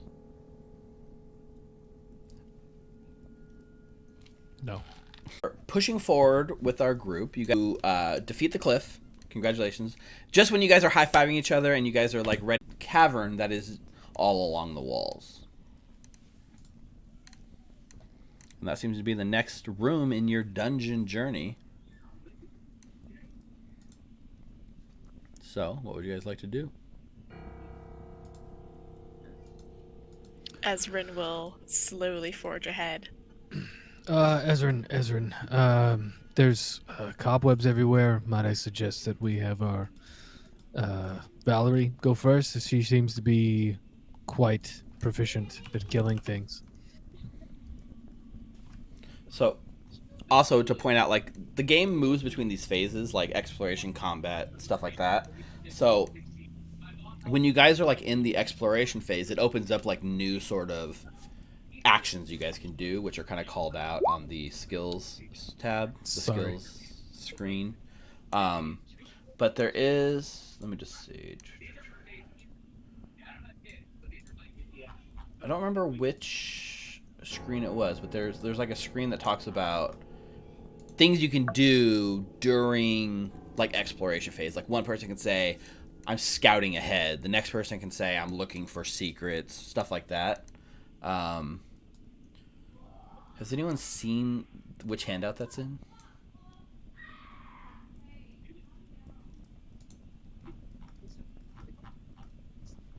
I think it's under playing the game. So there's a section called like exploration, right? So some of the things you can do as you're traveling, and you guys can tell me which one best fits what you guys are doing, or maybe different characters are doing different things. You can avoid notice, which means you're trying to move at half your speed to avoid anyone noticing you, which is basically like a stealth check. You can defend yourself, which means you're kind of walking at half speed, but you've got like your shield raised, you're ready for like combat, and you basically start combat with your shield raised, if that's the case. I'm gonna be detecting magic. Okay, yeah, detect magic. So if you have the detect magic cantrip, you're basically casting it, and it's pulsing out of you, and you're just looking for anything magical. So detect magic here is a cantrip instead of like a first level spell or a ritual. Mm-hmm. So it doesn't tell you; it just tells you the presence of magic, not necessarily. I don't think it gives you necessarily like the school of magic or anything like that. But I could be wrong. You could look at what it says. Hustle allows you to move yourself at double speed. And you can do that for a limited number of times based on your constitution. Investigate, you're moving at half speed, but you're looking at everything around yourself, trying to see if there's any kind of clues you can find that might relate to what you're seeing. Scout allows you to scout ahead of the rest of the group. You're looking for danger, and if you scout ahead, you're kind of putting yourself in possible danger, but if you successfully scout ahead without being noticed, you give everyone like a +1 to their initiative roll. Search is kind of like, instead of looking for things you can understand, you're looking for secret passages, secret doors, maybe like levers, stuff like that. And sense direction, just try to follow a direction. It doesn't really apply in the dungeon, but tracking, you guys can look for creatures' tracks and try to track them. So based on those kind of groupings that they give, how do you guys feel like your characters are proceeding into this next room? If Cairo is going to be doing a detect magic, then Ezrin's probably going to be investigating. Okay.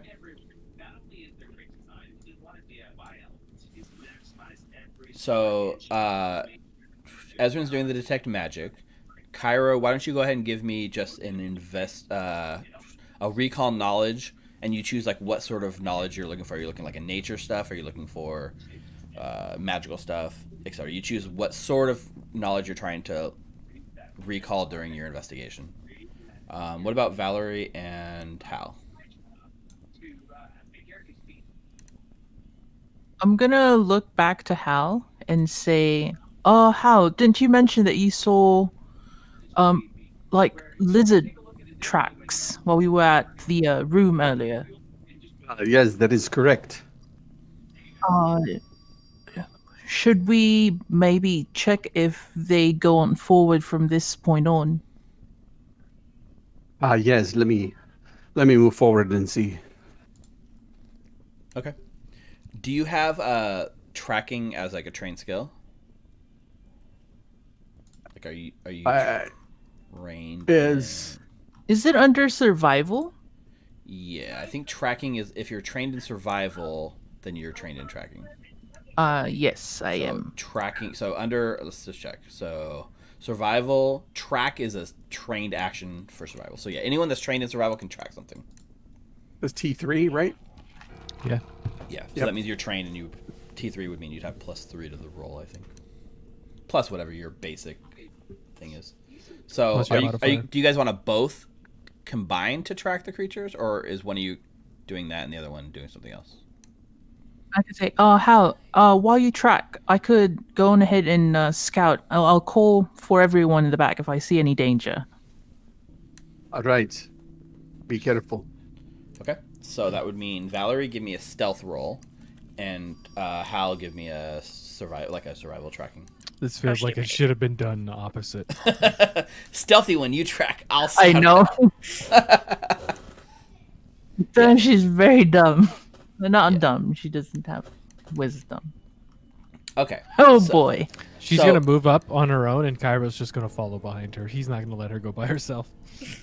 Yeah. I mean, you're moving up, and you're kind of moving at half speed. You're concentrating on your detect magic, so everything you're doing is just like really concentrating on this detect magic. You're not unaware of your surroundings, but yeah, you're hustling up behind. But in order to do the scout ahead, she has to disengage from you guys and scout ahead. That's what scout actually does. But also, like, it's a concentration, and I move half my speed. I think the whole group is kind of doing like a half speed action or so. Okay, right? okay. Yeah. So Valerie moves up into the room, lit up, right? The spider so webs light up. far. It does sort of make. Yeah. The one with the blinding bright sword is sneaking. Yes, that is very true. So Valerie scouts ahead. I will say with a 9 stealth, your scout is unsuccessful. So like if there is a combat that breaks out, you do not get the +1 bonus.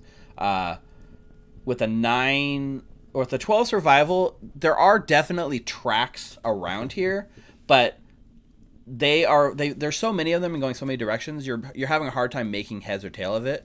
But the one thing you're sure is something came from that tunnel and something went back to that tunnel. But as far as numbers or which direction they went, or if there's like some secret passage they went to, it looks like it leads into this spider web chamber, and then that's it. That's all you get. So you're following the tracks correctly, but there's only one way to go, anyways. And Ezrin, as you're using your sort of like recall knowledge based on nature, this room, the formation of these webs and the region you're in and the climate, you're 99% sure you are in like a lair of like an Otari giant spider which live in the region, which are definitely predatory and definitely, very protective of their lairs. And you know that if a single person in your group makes contact with a web, then the spider will know your presence is here. So Cairo and Ezra are standing on webs currently. So you might want to stop them before they do that. Oh boy. Ezra's gonna take a step back from the web once she realizes, Pull boy. old man's not paying attention. Please pull him off the webbing. Ezra's also gonna reach over and gently tug Cairo. This boy is here. Yes, dear. What is it? Spiders. Spiders. Definitely. Yeah. What their natures are like. Obviously, this is a spider tunnel and spider webs, but you're pretty sure it's active. This isn't like an old spider web that somebody's cleared out the lair and it's just set over time. There's an active spider somewhere in this lair. I stopped detecting magic. Yeah. So now we're kind of at the point where you guys are in this sort of chamber. The webs are all over, up in the ceiling. You're casting shadows with your torch. Let me see. I don't think I read. So this tunnel continues deeper underground, eventually opening into a large chamber. Patches of glowing blue fungus cling to the ceiling and provide a dim light. You can just barely make out the vast strands of webbing across the floors and walls of this cavern, stretching between stalactites like shimmering curtains. So, if you guys want to get through this chamber without alerting the spider that you're pretty sure lives here, Ezrin, it's going to take some careful avoidance. And that would be either very deftly stepping through the webs without triggering them, or as you look at the room, you notice that there's almost like shelving or little rocks along the edge. Somebody could climb up and maybe try to skirt along the edge of the chamber without falling off, and you might be able to get around the webs that way. But in order to get through the webs, you're going to have to find some plan to get through. Or, you also learn in your extensive knowledge that webs are very flammable. So, does anyone have any sort of fire? Oh yes. I never leave home without it. Or maybe one of you dexterous types could run around. What was that, Hal? I couldn't hear you. Wouldn't you light it on fire? It would be the same as tugging, pulling on it. Right, but maybe the fire would stop whatever a large spider would come, or we just piss it off. I don't know. I'm not very dexterous. We can try, and then I'll just I take out a torch and a flint and steel, and I light the torch. Yeah, as you're getting that would mean you have to put away your shield and your weapon to do that, right? Yep. And then I'll take once I have the torch lit, then I will say, does anyone want to hold this, or should I? So while Cairo's doing that, let me just have everyone give me an active perception check, because you're pretty sure there's a spider somewhere. So I'm assuming you guys are looking for it. Okay. Ooh. Yeah, you're all glancing around the room. You're looking up at the ceiling. There's a bit of a breeze that blows through and the webs kind of flutter. But everyone's looking around, and nobody sees any sign of this spider. Ezra, would you mind Listen, carrying the torch? I know the spider's here. I believe you, dear. Would you like to carry the torch? In case it comes, you can set fire to the webbing and maybe hurt it or impede its movement. Ezra reluctantly takes the torch. Thank you, dear. And I take out my scimitar and my shield. Mm-hmm. You get your shield back on your scimitar. Ezrin, you're holding the torch, so this torch gives you light. So let me put the light on your token. It's the same as the light cantrip, I believe. So 40, 20. Remember all, Cairo gives light the same way Saren Ray does. So the torch, you don't add a lot of light because Valerie's already kind of lighting up, but Valerie's standing there with the light looking around like, all clear, guys! Please, Valerie, not so loud. I don't see anything. I'm sorry. It's all right. Yeah, so Ezrin, you walk into the chamber holding like the flame. What would you like to do? Al, should we climb around? How do you want to handle this? I thought we were going to burn the webs. Right. Well, I mean, you know what? If we can't burn them, we can't step in them. This is Wait, true. if we can burn them, we don't have to step on them. Yes. I mean, I got what you meant the first time, but yes, you are correct. So we'll light the web on fire. What do you think, Valerie? I don't think I'm the right person to ask, but I think that if we let the dexterous people try and climb over the webs, then the less dexterous people might be stuck. Unless the plan is to cut through the webs, and if we do that, then the spider will be alerted as well. So I think burning it is the best course of action. That's a good point. Burn it. So as you guys are having this conversation, like you are sitting here, and then there's like a slight drip that hits you in the head, Ezrin.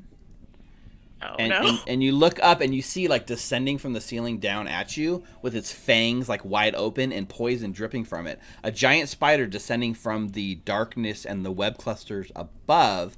And that's where I need everyone to roll initiative.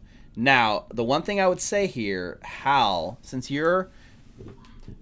I don't know if you're like trying to hide, and if you think you're trying to stay back and hide out of sight, you can give me a stealth initiative roll. Otherwise, everyone's going to give me the perception initiative roll. I'm trying to stay out of the light. That's kind of my forte. Sure. So I would be fine with you since you're staying back. You can give me a stealth roll if it's better for you. The spider, by the way, got a 25 on his stealth check. Oh, Jesus. Yeah, no, it was a pretty high stealth check. And the spider's getting a stealth initiative on you guys because it is hiding. So Valerie, Ezrin, so Hal. Looks like we're missing. Did you just click stealth and not like initiative with stealth? I don't know what that is. So like if you look at like your character sheet, right? Yep. And you see where it I says see what you mean. initiative. You can like toggle the drop down to stealth and click that, and it'll do it next time. Got it. Oh yeah, sorry. Okay. So. Oh wait. I think his is a 16 actually. Right. Yeah, it was a 16, so you can override that.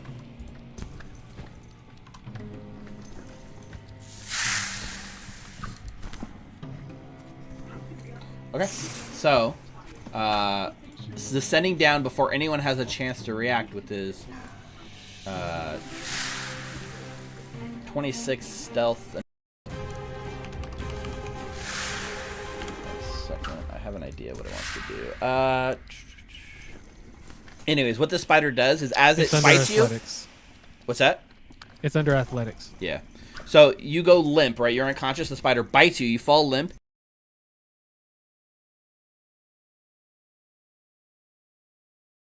In like a web kind of. It's gonna like grapple. It's going to like grapple you, and I think you fail because there's no way you can fight back. Dead. Dying, not dead.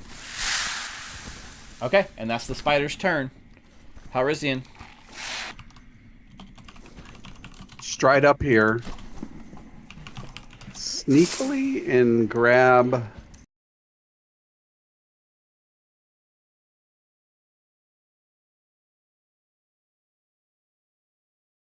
Fail because there's no way you can fight back. Dead. Dying, not dead. Okay, and that's the spider's turn. Halryzian. All right. I'd like to stride up here sneakily and grab. I am a subtle thief. Enemies are less likely to detect me when I steal. I'm not sure if this applies. Others take a -2 to their perception when you steal. I will totally allow that. That sounds cool. You can steal something. If you create a diversion, you can steal something before the end of your turn without being seen by the creature you diverted. I'll have to figure out how diversion works. Yeah, I don't know. All right. So yeah. So it said athletics. I feel like I can't let you use like the dexterity here because it grappled. So yeah. Yep. It's basically like kind of like taking the escape action or something, I guess. Gotcha. On someone else with whatever bonus you get for your thievery.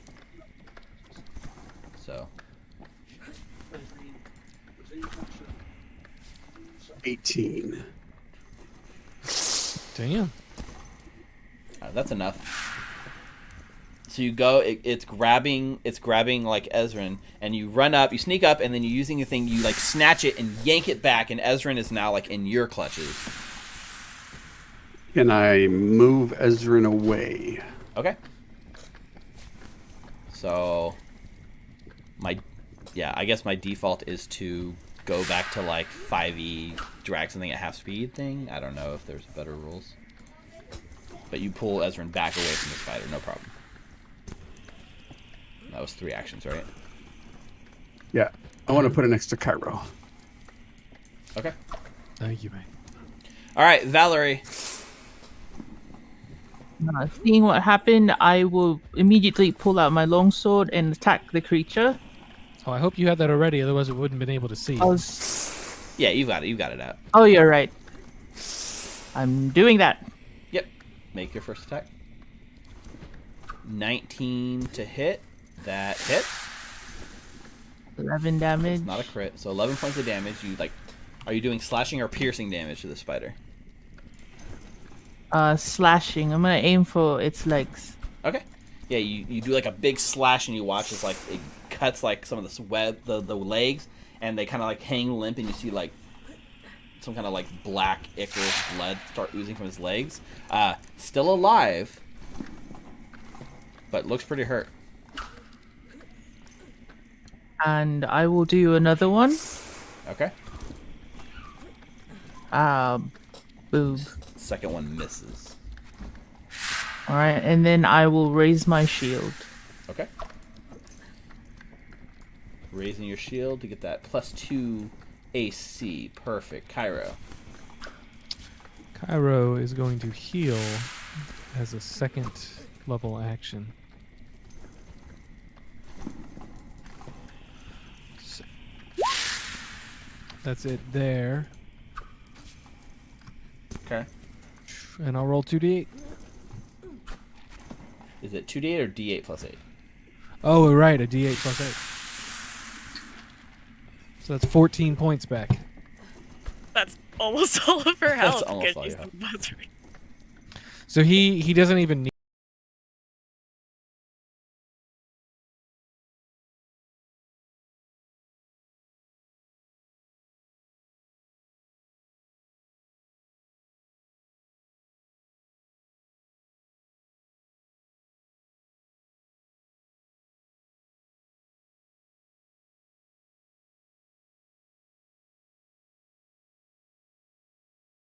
Only get to use it once apparently. Okay. And it will be at the spider thing, so it takes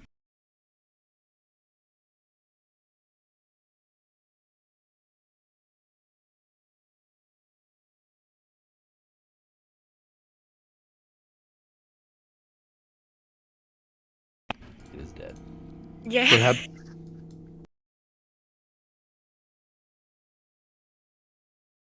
That's a good call. Cairo picks up the torch, hands it to Ezra, and helps Ezra to her feet. Ezra's gonna burn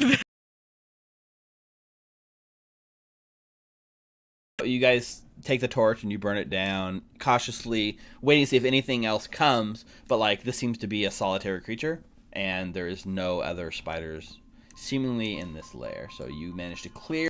Up here in the top corner, you kind of find... That's a good call.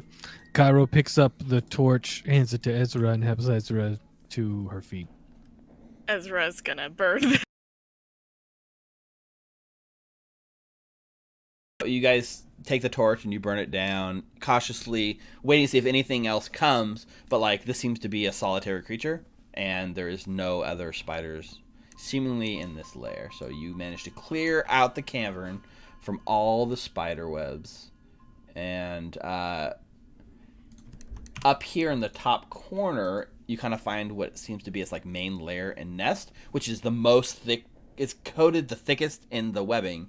And as you burn it down, you do find some stuff. So let's see. You find...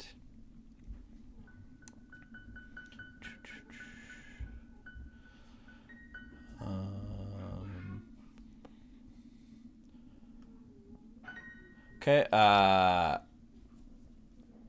Because you're taking the time, you burn everything down. I'm not going to make you do the perception check.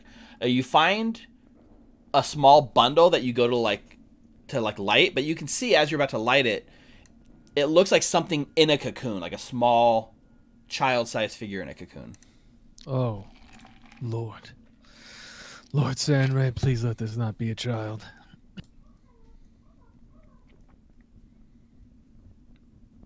Should we try and pry it open? Yeah, who's got a dagger? I have a dagger. I'll cover you. So describe to me what you kind of like go down, and like how do you open this thing? Like what does it look like? Are you just tearing into it? Are you being very careful with it? Yes, with the possibility that it might be a child, I'll try. Like when you open a gift, you find like a small gap initially, and then Right. I'll start cutting from there, like an opening. Okay. You start Carefully. cutting, and the first thing like cuts open, you see like a lizard-like eye staring back at you. Oh, Lord. Oh, it's not a child. It's not a child. Definitely not a child. It's not a child, Mr. Cairo.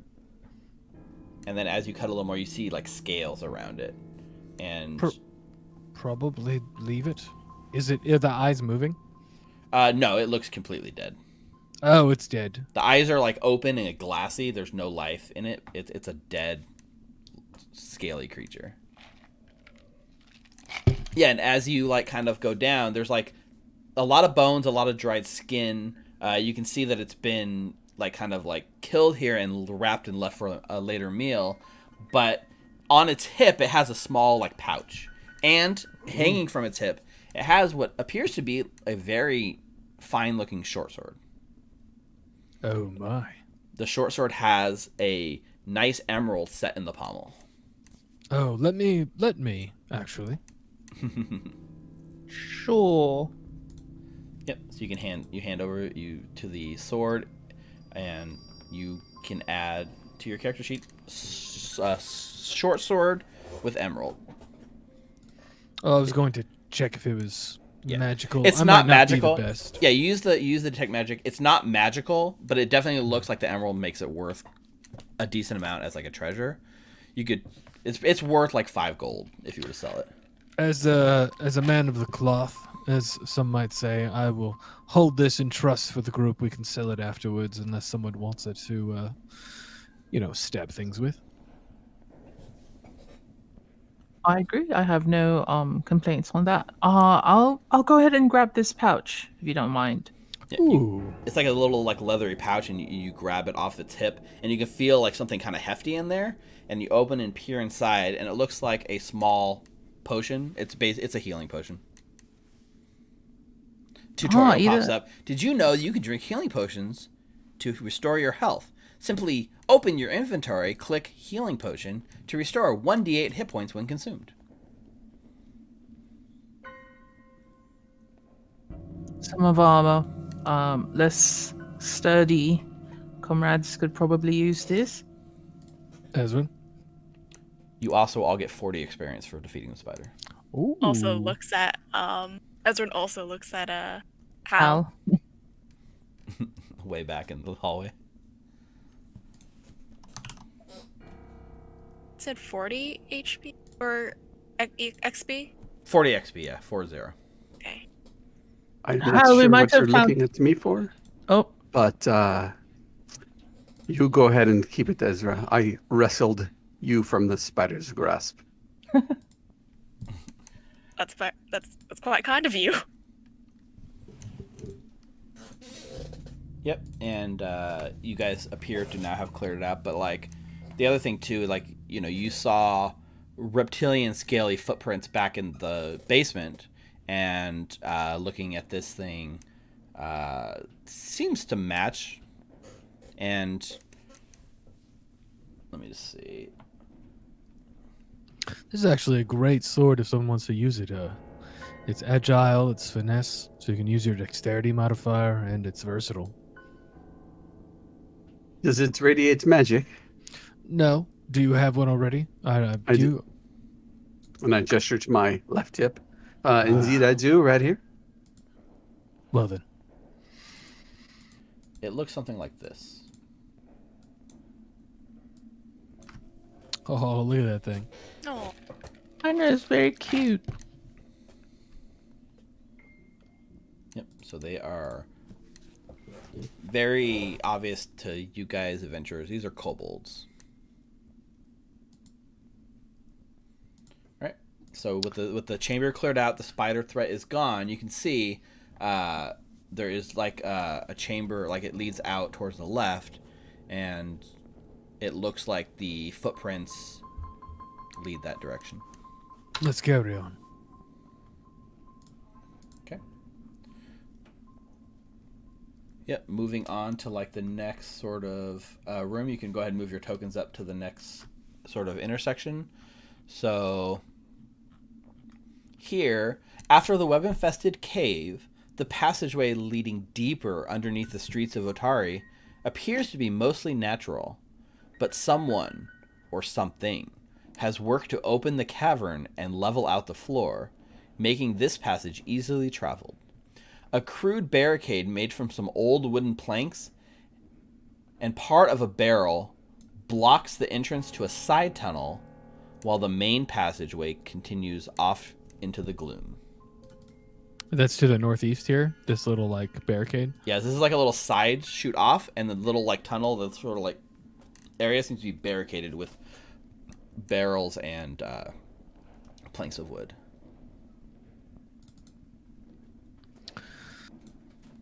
Well then, should we break this down, or...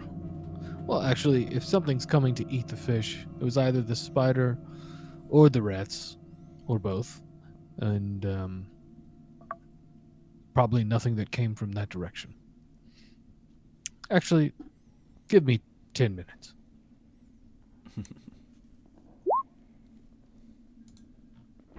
Oh, it's not 10 minutes. It's just It's two just actions. Yeah.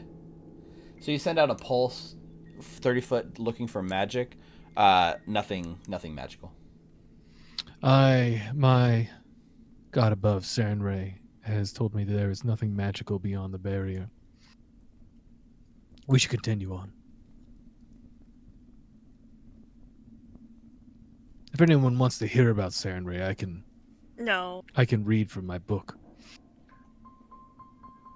I'll take point since I have the light on. Yeah. Actually, Cairo, as you're up there doing that detect magic thing, also give me a perception check. Yes, sir.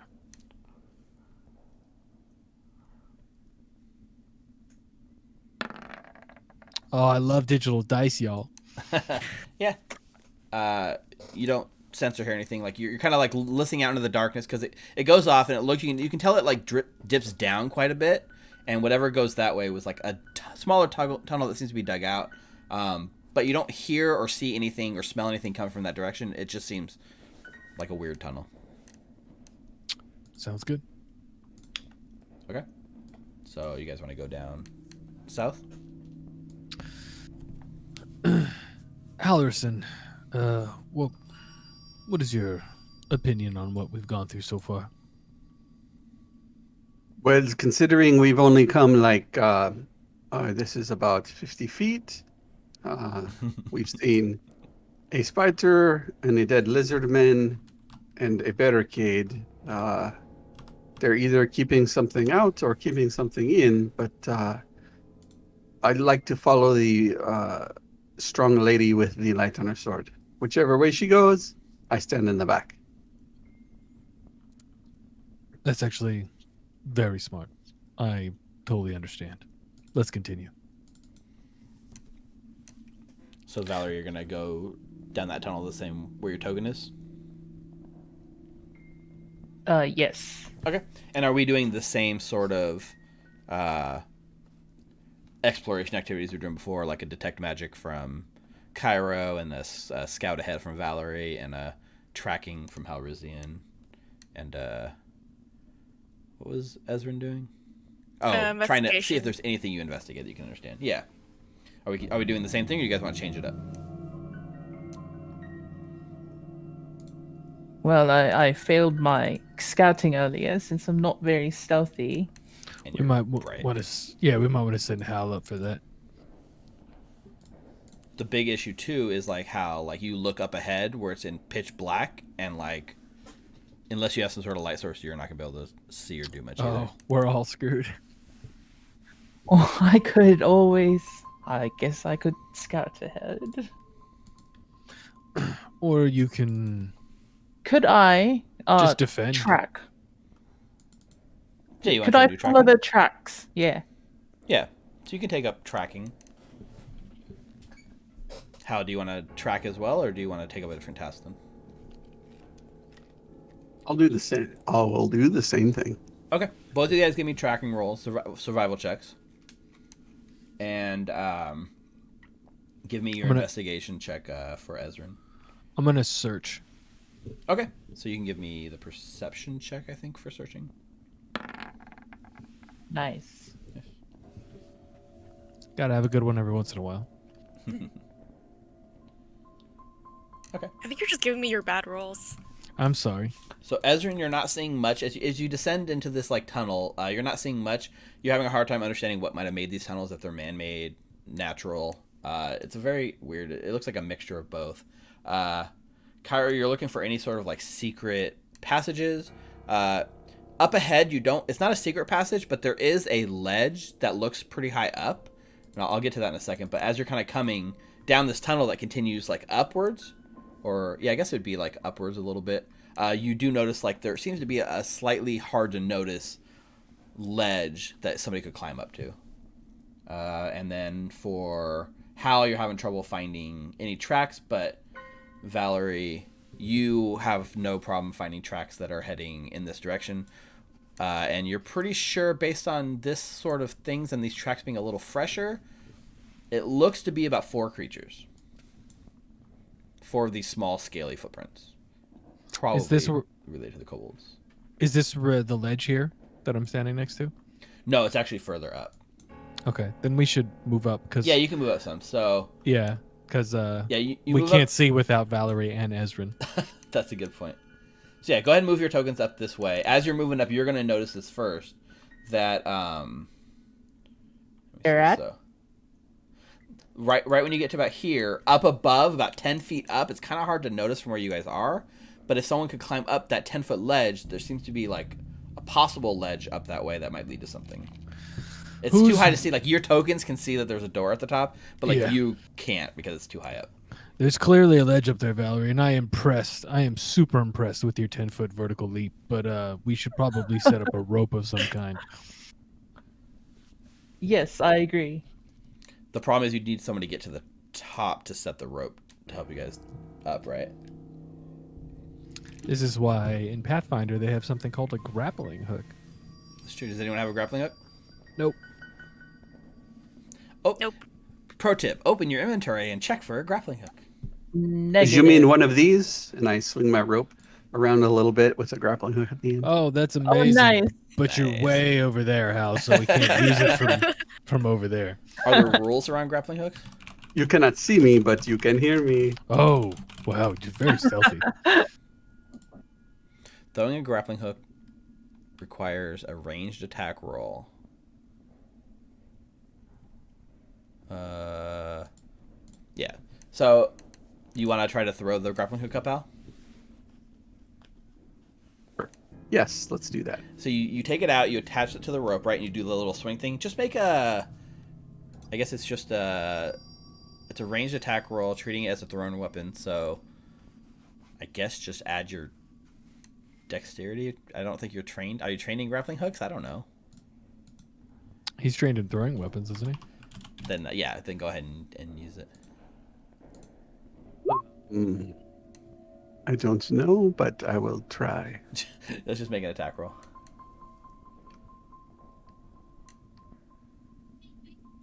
I will throw my dagger. Oh my god. Natural. Another natural one. So it clangs. So because there's no time limit and you can do it over and over again, it takes you so long. I think we're looking at like 5 attempts before it actually catches on something. And everyone is just watching in like silence as you just like try it over and over and over. And then finally, when everyone's given up hope that it's going to work, it connects up on something. Like it catches a stalagmite up top, and it gives you a nice secure thing. So now you're pretty sure you could climb up it. Kiro puts his sword and his shield down and just does a little golf clap. I move the light over here. No, a little over to the left, more to the right. Okay, on your tippy toes. Well, let's do the second most dangerous thing that we've done so far. Let's climb up this 10-foot cliff. Yep. Wow. This one's it's not as like slick and stuff. So climbing up, I don't know if that's more or less dangerous than climbing down. But who's gonna go first? Probably you, Val, because you can help Yeah. us. Yeah, I was thinking that too. Okay, Val, give me your athletics check. Is anyone helping Val? I will use I will give her a boost. my assurance feat Ooh, Ooh. to just roll a 13 instead. perfect. So 13 is enough to traverse this without issue. So you make it look easy. You get the little boost. There you go. Right to the top. No problem. She You is could have used that earlier. quite strong. I know. I didn't know, but I now I forgot how to do. climb. Yeah. Okay, yeah, so Valerie, up the rope to the top, no problem. And it's a good thing that Ezrin has a torch now, because otherwise she would have had to put her sword away, and then she would have been climbing in just complete darkness. Who's going up next? I will help. Okay. Give me an athletics check to help. I guess I will go next. And Valerie, when you get to the top, you can see there's definitely a set of double doors here. Like very That is heavy okay. stone doors. I don't see anything, but All right. Valerie, are you trying to walk through a solid door? I climbed up. So like from where here, right? This right here is the ledge you climbed up. So you climb from here Oh. up, and now you can see the double doors right here. Oh, there's a stone door. Yeah. So Valerie, give me your athletics check to help, and then we'll see if you help or hinder the person. 16. That's enough to help. So +1 to Hal's roll.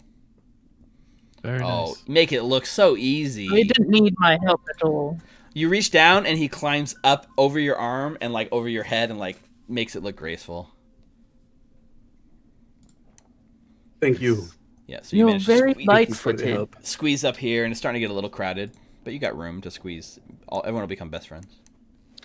Ezra and Dale, you should go next. I can watch, make sure we don't get flanked. Oh, Valerie? all right. Athletics